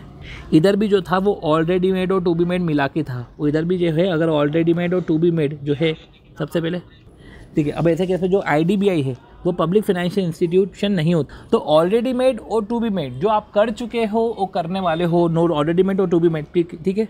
तो लोन ऑलरेडी मेड और टू बी मेड जो है वो लिमिट में है, सबसे पहली कंडीशन वो लोन ऑलरेडी मेड और टू बी मेड जो है आपने लिमिट में करके रखा है, जो लिमिट 186 सबसेक्शन 2 में देके रखी है, 60% of paid up capital free reserve security premium plus जो है 100% of free reserve security premium whichever is higher, वो आपने लिमिट में करके रखा है, ठीक है। और कोई आपने डिफॉल्ट नहीं करा है, ठीक है, तो आपको ऐसे कैसे अप्रूवल नहीं लेना, पर अगर आपने डिफॉल्ट करा है तो आपको अप्रूवल लेना पड़ेगा, पब्लिक फाइनेंशियल इंस्टीट्यूशन से अप्रूवल लेना पड़ेगा, ठीक है। तो नो डिफॉल्ट इन रीपेमेंट मतलब कि आपने बोरिंग ली होगी, ठीक है। तो एक तो हो गया लोन ऑलरेडी मेड, वो तो देने वाली बात है ना, लिमिट में करा है, और डिफ़ॉल्ट आपने जो है रीपेमेंट में नहीं करा है तो आपको रीपेमेंट उसकी ज़रूरत नहीं है, पर अगर आपने रीपेमेंट में डिफ़ॉल्ट करा है तो आपको लेना पड़ेगा अप्रूवल। तो जो एक लेंडिंग कंपनी है, जो लेंडिंग कंपनी उसको अप्रूवल लेना पड़ेगा। बोरोइंग कंपनी को तो अप्रूवल लेने की ज़रूरत नहीं है, पर जो एक लेंडिंग कंपनी है वो जो है लोन देने से पहले अप्रूवल तो लेगी। तुम लोन लिमिट पे दे रहे हो और तुमको अप्रूवल तो लेना पड़ेगा। और वही 1C510 प्रिवेलिंग यील्ड तो रहेगा ही रहेगा। और ये प्रिवेलिंग यील्ड अपन ने किधर पढ़ा था, वो ऑर्डिनरी कोर्स ऑफ बिजनेस में अपन ने पढ़ा था कि वो जो ऑर्डिनरी कोर्स ऑफ बिजनेस में आप कर रहे हो तो कि ऑर्डिनरी कोर्स ऑफ बिजनेस में कंपनी कर रही है लोन गारंटी सिक्योरिटी, तो प्रिवेलिंग यील्ड इधर आ गया था ऑर्डिनरी कोर्स ऑफ बिजनेस, ठीक है। और इधर अपन ने प्रिवेलिंग, देखो इफेक्टिव यील्ड प्रिवेलिंग यील्ड से ज़्यादा हो सकता है, पर प्रिवेलिंग यील्ड जो है गवर्नमेंट सिक्योरिटी का 1C510 है, इंटरेस्ट फ्री लोन अलाउड नहीं है, अब ये एप्लीकेबल नहीं है। कि जो सेक्शन 8 कंपनी लोन दे रही है, अभी अपन ने बात करी लोन जो है बॉडी कॉर्पोरेट और पर्सन को दे रहे हैं, तो सेक्शन 8 कंपनी लोन दे रही है इंडस्ट्री रेगुलेटरी डेवलपमेंट प्रोजेक्ट के तहत, तो 26% ऑफ पेड अप कैपिटल तो सेंट्रल गवर्नमेंट स्टेट गवर्नमेंट ही होल्ड करती है। वो सेक्शन 8 कंपनी जो 137 और 92 में जिसने कंप्लायंस करके रखा है, अच्छी कंपनी है, central government 26% hold, central government 26% hold कर रही है और वो लोन दे रही है, ठीक है। और लोन IRDA प्रोजेक्ट के तहत दे रही है। फिर कंपनी अंडर सेक्शन 12, फिर एक इन्वेस्टमेंट कंपनी मतलब कि कंपनी जिसका प्रिंसिपल बिजनेस ही शेयर को परचेस करना है, शेयर परचेस करके इन्वेस्ट करती है। कंपनी जिसका प्रिंसिपल बिजनेस ही डिबेंचर एक्वायर करना है, उससे पैसे देती है ये शेयर सिक्योरिटीज। और डीम्ड इन्वेस्टमेंट कंपनी वो होती है कि जिसकी टोटल एसेट का 50% या उससे ज़्यादा जो उसके एसेट है ना, उसमें से 50% या उससे ज़्यादा तो इन्वेस्टमेंट इन शेयर है, और टोटल इनकम का 50% या उससे ज़्यादा तो इनकम है इन इन्वेस्टमेंट बिजनेस। तो टोटल इनकम का 50% या ज़्यादा तो इनकम इन इन्वेस्टमेंट बिजनेस है। टोटल एसेट का 50% या ज़्यादा जो है वो इन्वेस्ट इन शेयर डिबेंचर है। तो टोटल इन्वेस्टमेंट का असेट का 50% या उससे ज़्यादा इन्वेस्टमेंट इन शेयर से सिक्योरिटीज़ ऑब्वियस बात है। और टोटल इनकम का 50% या उससे ज़्यादा इनकम फ्रॉम इन्वेस्टिंग बिजनेस है। तो टोटल इनकम का 50% या उससे ज़्यादा इनकम फ्रॉम इन्वेस्टमेंट बिजनेस है। फिर वो 186(11) है कि केस पे एप्लीकेबल नहीं होता है। एक तो अपन ने पढ़ लिया था कि इधर एप्लीकेबल नहीं होता, ठीक है। और किधर एप्लीकेबल नहीं होता, तो देखो ऐसा है कि नॉन एप्लीकेबिलिटी ऑफ 186(11), पर 186(1) होता है एप्लीकेबल, दूसरे नहीं होते हैं, ठीक है। तो लोन गारंटी सिक्योरिटी इन्वेस्टमेंट अगर हाउसिंग, ठीक है, तो देखो क्या बोल के रखा है कि लोन गारंटी सिक्योरिटी इन्वेस्टमेंट जो housing investment banking company ordinary course of business में करी, देखो पहले भी इसका 185 में भी कवर था, ऑर्डिनरी कोर्स ऑफ बिजनेस वगैरह 186 नहीं लगेगा। कंपनी में NBFC भी आ जाता है, ठीक है। अगर वो business of financing industrial enterprise है, business of financing other enterprise है, तो कंपनी में NBFC भी आ जाते हैं। और उनका क्या बिजनेस है, वो business of financing industrial enterprise 186 applicable नहीं होता, पर फाइनेंसिंग इंडस्ट्रियल इंटरप्राइज कर रहे हो, इंडस्ट्रियल इंटरप्राइज को फाइनेंस कर रहे हो, अदर इंटरप्राइज को कर रहे हो तो एप्लीकेबल हो जाएगा। पर कंपनी इंक्लूडिंग NBFC फाइनेंस किस में कर रहे हैं, इंडस्ट्रियल इंटरप्राइज में फाइनेंस कर रहे हैं। तो इंडस्ट्रियल इंटरप्राइज में फाइनेंस कर रहे हैं, एप्लीकेबल नहीं है। अदर इंटरप्राइज में कर रहे हो, एप्लीकेबल है। तो वही इंडस्ट्रियल इंटरप्राइज मतलब कि आप फाइनेंस दे रहे हो इंफ्रास्ट्रक्चर फैसिलिटीज़ के लिए, हाउसिंग इन्वेस्टमेंट बैंकिंग कंपनी तो आते ही आता है। NBFC जो है अपन ने पढ़ लिया, ठीक है। और इन्वेस्टमेंट करी है इन्वेस्टिंग कंपनी, जो अपन बात कर चुके थे, इन्वेस्टिंग कंपनी जिसका प्रिंसिपल बिजनेस, पहले तो प्रिंसिपल बिजनेस है एक्विजिशन करना, और प्रिंसिपल बिजनेस कब माना जाता है, वही जिसका टोटल असेट जो है वो 50% और टोटल इनकम तुम्हारा 50% था, ठीक है। तो loan guarantee security investment housing investment banking company ordinary course of business में कर रही है। कंपनी इंक्लूडिंग NBFC जो इंगेज है business of financing industrial enterprise applicable नहीं है, अदर इंटरप्राइज में है तो आ जाएगा। फिर जो है इन्वेस्टमेंट बाय इन्वेस्टिंग कंपनी, तो हाउसिंग इन्वेस्टमेंट बैंकिंग कंपनी है, और हाउसिंग इंश्योरेंस और बैंकिंग कंपनी है, कंपनी NBFC वाली है। और जो इन्वेस्टमेंट बाय इन्वेस्टिंग कंपनी अपन समझ चुके थे, तो investment by investing company in right issue आए किसी के में इन्वेस्टमेंट करो, राइट इशू में कर रहे हैं, ठीक है। और NBFC जो है इन्वेस्टमेंट और लैंडिंग एक्टिविटी कर रही है, तो इन्वेस्टमेंट और लैंडिंग एक्टिविटी कर रही है, तो NBFC इन्वेस्टमेंट और लैंडिंग एक्टिविटी कर रही है। बाकी जो है रजिस्टर एक बार बनाना पड़ेगा। NBFC जो है इन्वेस्टमेंट और लैंडिंग एक्टिविटी कर रही है, तो NBFC इन्वेस्टमेंट और लैंडिंग एक्टिविटी कर रही है।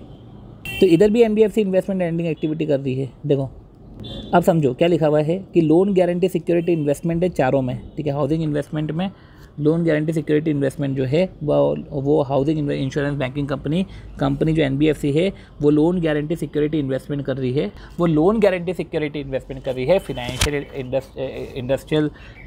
फाइनेंसिंग इंडस्ट्रियल इंटरप्राइजेस, ठीक है।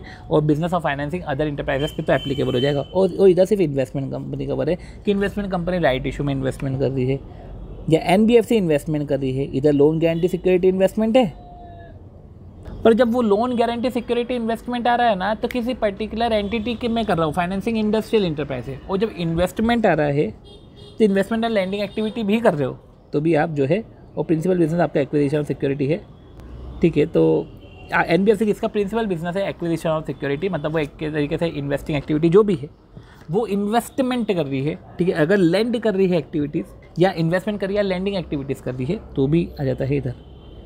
फिर डिफेंस वाली गवर्नमेंट कंपनी पे नहीं लगता। देखो लोन गारंटी सिक्योरिटी इन्वेस्टमेंट हमने देखा, तो loan guarantee security housing insurance banking company loan guarantee security investment कर रही है। फिर कंपनी जो एनबीएफसी में इंगेज है वो लोन गारंटी सिक्योरिटी इन्वेस्टमेंट कर रही है फाइनेंसिंग इंडस्ट्रियल इंटरप्राइज को, अदर इंटरप्राइज में नहीं है। फिर एनबीएफसी जो कर रही है वो लोन गारंटी तो नहीं पता, इन्वेस्टमेंट कर रही है, लैंडिंग एक्टिविटीज़ कर रही है, जिसका प्रिंसिपल बिजनेस है एक्विजिशन ऑफ सिक्योरिटीज़, और जो इन्वेस्टमेंट कंपनी जो है राइट इशू को एक्वायर कर रही है, ठीक है। और एप्लीकेबिलिटी 186(11) की देखो, 186(1) तुमको लग जाएगा पर 186(11) नहीं लगेगा, मतलब कि सब लग जाएगा, 186(1) लग जाएगा, अदर नहीं लगेगा इनको भी। गवर्नमेंट कंपनी जो डिफेंस में है या एक अनलिस्टेड कंपनी जिसने ऑप्टेन करा है प्रायर अप्रूवल, तो डिफेंस वाली गवर्नमेंट कंपनी जो एक डिफेंस में, तो एक तो सेक्टर ओरिएंटेड है, और एक होती है अनलिस्टेड कंपनी जिसने प्रायर अप्रूवल लेके रखा है। तो अनलिस्टेड गवर्नमेंट कंपनी और डिफेंस वाली गवर्नमेंट कंपनी दोनों ने देखिए प्रायर अप्रूवल लेके रखा है। सॉरी देखो तो अपना, हाँ ठीक है, डिफेंस वाली गवर्नमेंट कंपनी और जो है अनलिस्टेड गवर्नमेंट कंपनी, ठीक है, प्रायर अप्रूवल लेके रखा है मिनिस्ट्री से, सेंट्रल गवर्नमेंट डिपार्टमेंट से, तो उन पे 186(1). अब 186(1) तो होता है, 186(1) क्या है? Layers of investment company. 2 layers of subsidiary से ज़्यादा नहीं हो सकते, पर हाँ तीसरा लेयर इन्वेस्टमेंट सब्सिडियरी का आपका हो सकता है, ठीक है। 2 सब्सिडियरी से नीचे नहीं होगा, तीसरा इन्वेस्टमेंट सब्सिडियरी का हो सकता है। और उसका एक्सेप्शन ये है कि अगर आपने जो है, अगर तीसरी इन्वेस्टमेंट सब्सिडियरी तो 2 से ज़्यादा हो सकते हैं, और अगर आपने किसी कंपनी को जो इनकॉर्पोरेट हुई आउटसाइड इंडिया उसको एक्वायर करा है तो सब्सिडियरी बियॉन्ड 2 लेयर्स भी जा सकती है, ठीक है। और वो जो है आपने एक्वायर करा था उसकी सब्सिडियरी बियॉन्ड 2 लेयर है, और अब आप इसको एक्वायर कर रहे हो तो ठीक है, फिर तो चलेगा। 184 में डिस्क्लोजर ऑफ इंटरेस्ट की बात हो रही है, तो आप जो है अपनी फर्स्ट बोर्ड मीटिंग में, ठीक है, disclosure at first board meeting, क्या इंटरेस्ट क्या डिस्क्लोज करना है? इंटरेस्ट आपका किसी एंटिटी में इंटरेस्ट डिस्क्लोज कर रहे हो अपनी पहली बोर्ड मीटिंग में। पहली बोर्ड मीटिंग फिनेंशियल ईयर की, पहली बोर्ड मीटिंग जब आप अपॉइंट हुए हो, और पहली बोर्ड मीटिंग जब कुछ चेंज हुआ है, तो जो इंटरेस्ट है ना किसी अदर एंटिटी में वो आपको बताना है। तो आपको नोटिस करना है इंटरेस्ट एंटिटी, तो आपको अदर डायरेक्टर को सबको जो है फर्स्ट बोर्ड मीटिंग में बताना है। तो इंटरेस्ट और कंसर्न है अदर एंटिटी में, तो आप नोटिस दे रहे हो अदर डायरेक्टर को फर्स्ट बोर्ड मीटिंग में। अब नोटिस अदर डायरेक्टर को, नोटिस कंपनी को भी दे सकते हो, तो नोटिस कंपनी को भी दे रहे हो, ठीक है। अपॉइंटमेंट और रिलिंक्विशमेंट के 30 दिन के अंदर डिस्क्लोज कर रहे हो कंपनी को 184(1) में कि देखो मेरा इंटरेस्ट है, और अदर डायरेक्टर को भी बोर्ड मीटिंग में बता रहे हो, इनफैक्ट कंपनी को भी बता रहे हो 30 दिन के अंदर, ठीक है। और जो है इसके पर्टिकुलर की शेयर होल्डिंग MBP1 में चली जाएगी, ठीक है। अब notice receive by company at registered office, ठीक है। नोटिस रिसीव बाय कंपनी, वो जो है नोटिस जो पर्टिकुलर नोटिस, क्या वो इंटीमेशन जो बताना कि उसका जो इंटरेस्ट है, ये सब चीज़ें कि मेरा इंटरेस्ट है अदर एंटिटी में, ठीक है। तो वो फर्स्ट बोर्ड मीटिंग जहाँ पे वो पार्टिसिपेट कर रहा है एज ए डायरेक्टर, ठीक है, फाइनेंशियल ईयर की पहली या चेंज हुआ है उसके बाद कुछ हो रहा है, ठीक है। अब नोटिस रिसीव बाय कंपनी जो है, जो कंपनी नोटिस रिसीव करती है, वो रजिस्टर ऑफिस में रखा जाएगा 8 साल तक, और CS की कस्टडी में रखा जाएगा, ठीक है, और रजिस्टर में एंटर हो जाएगा परमानेंटली। तो देखो डायरेक्टर को डिस्क्लोज तो करना पड़ता है इसका इंटरेस्ट कंपनी में, तो इंटरेस्ट कंपनी में है तो 184, और कॉन्ट्रैक्ट अरेंजमेंट है तो 184(2), ठीक है। अब देखो ये ग्राउंड ऑफ वेकेशन भी है कि अगर आपने ये सब नहीं करा, कि आपने डिस्क्लोज नहीं करा, तो आप गिल्टी हो। ये जो नोटिस है कंपनी रखेगी अपने रजिस्टर्ड ऑफिस में, 8 साल तक अपने कंपनी रजिस्टर्ड ऑफिस में रखेगी। कुछ इंपॉर्टेंट पॉइंट इसमें ये जो समझने के हैं कि देखो x limited enter in contract, M company के साथ कॉन्ट्रैक्ट में एंटर हुआ, और x limited, director of x limited जो है मिस्टर B, जो होल्ड कर रहा था shares 1% of paid up capital M company में। अब देखो कॉन्ट्रैक्ट किस में एंटर हुआ, ठीक है, कॉन्ट्रैक्ट किस में एंटर हुआ, M कंपनी के साथ, और M कंपनी में 1% पेड अप कैपिटल होल्ड कर रहा है, और अनदर डायरेक्टर जो है शेयर होल्ड कर रहा है 1.5%। Mister B eight the beginning of the year एक जनरल नोटिस दे के रखा है एक्स को कि वो इंटरेस्टेड है MN कंपनी में। अब देखो इधर शिफ्ट हो गया ये 184(1) में कि B beginning of the year general notice दे के रखा था एक्स को कि वो MN कंपनी में इंटरेस्टेड है, और B क्लेम करता है कि he had given notice to X limited as required under companies act, and that his holding being only 1% is within the limit. वो बोल रहे हैं कि जो होल्डिंग तो है 1% और लिमिट में है। तो कमेंट करो। तो देखो क्या लिखा हुआ है कि B beginning of the year give general notice that वो इंटरेस्टेड है एम एन कंपनी में, और बी ने क्लेम करा है कि उसने नोटिस ही has given notice to X limited, उसने नोटिस ही has given notice to X limited कि वो इंटरेस्टेड है एम एन कंपनी में।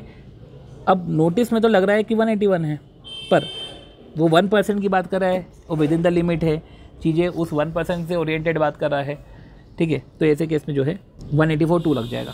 फिर बात आती है 184(2) में कि डिस्क्लोजर कॉन्ट्रैक्ट और अरेंजमेंट के रिस्पेक्ट में है, और सेक्शन 8 में तब ये लगता है जब ट्रांजैक्शन रिलेटेड पार्टी के साथ हो और वो 1 लाख से ऊपर हो, तो ऐसे केस में सेक्शन 8 पे भी लग जाता है, वैसे सेक्शन 8 पे नहीं लगता।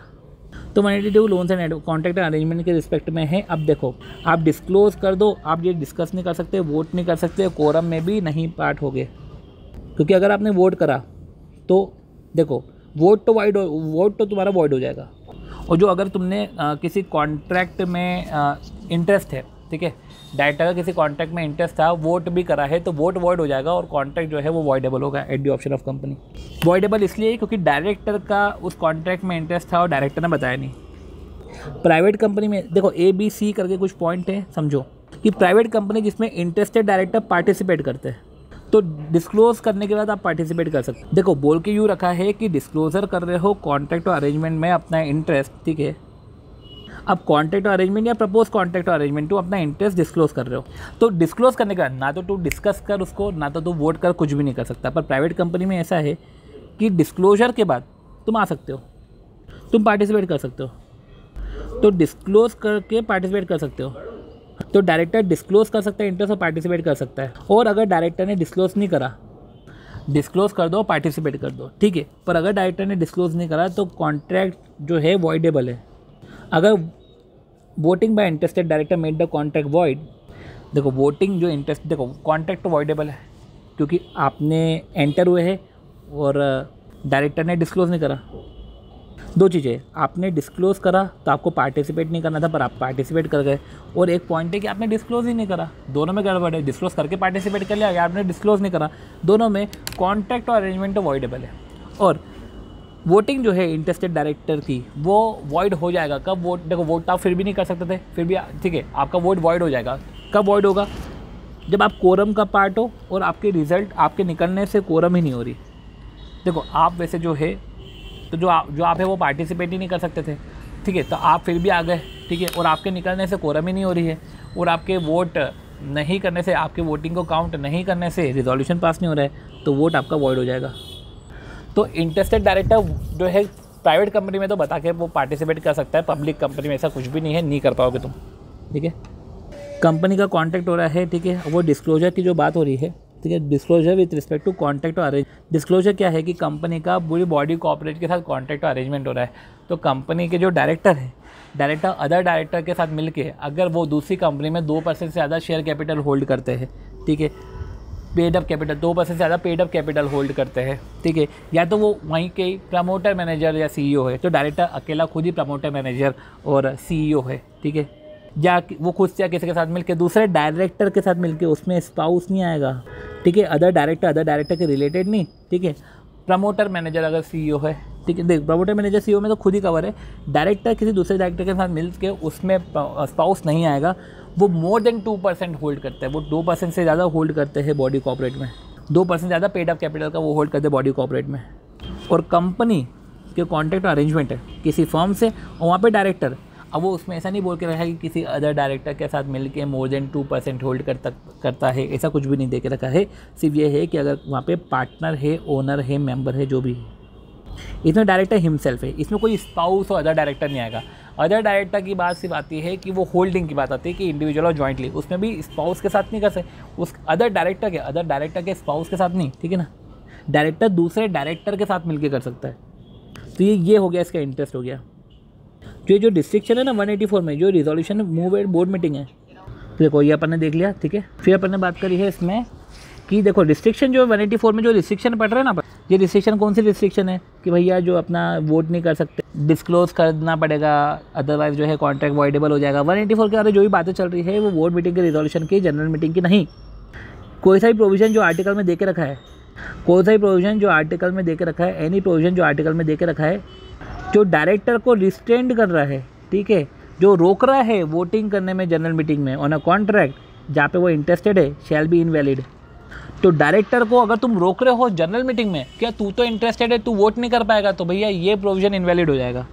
मतलब कि डायरेक्टर जब इंटरेस्टेड है किसी कॉन्ट्रैक्ट में, जनरल मीटिंग में वो वोट कर सकता है, बोर्ड मीटिंग में नहीं कर पाएगा वो।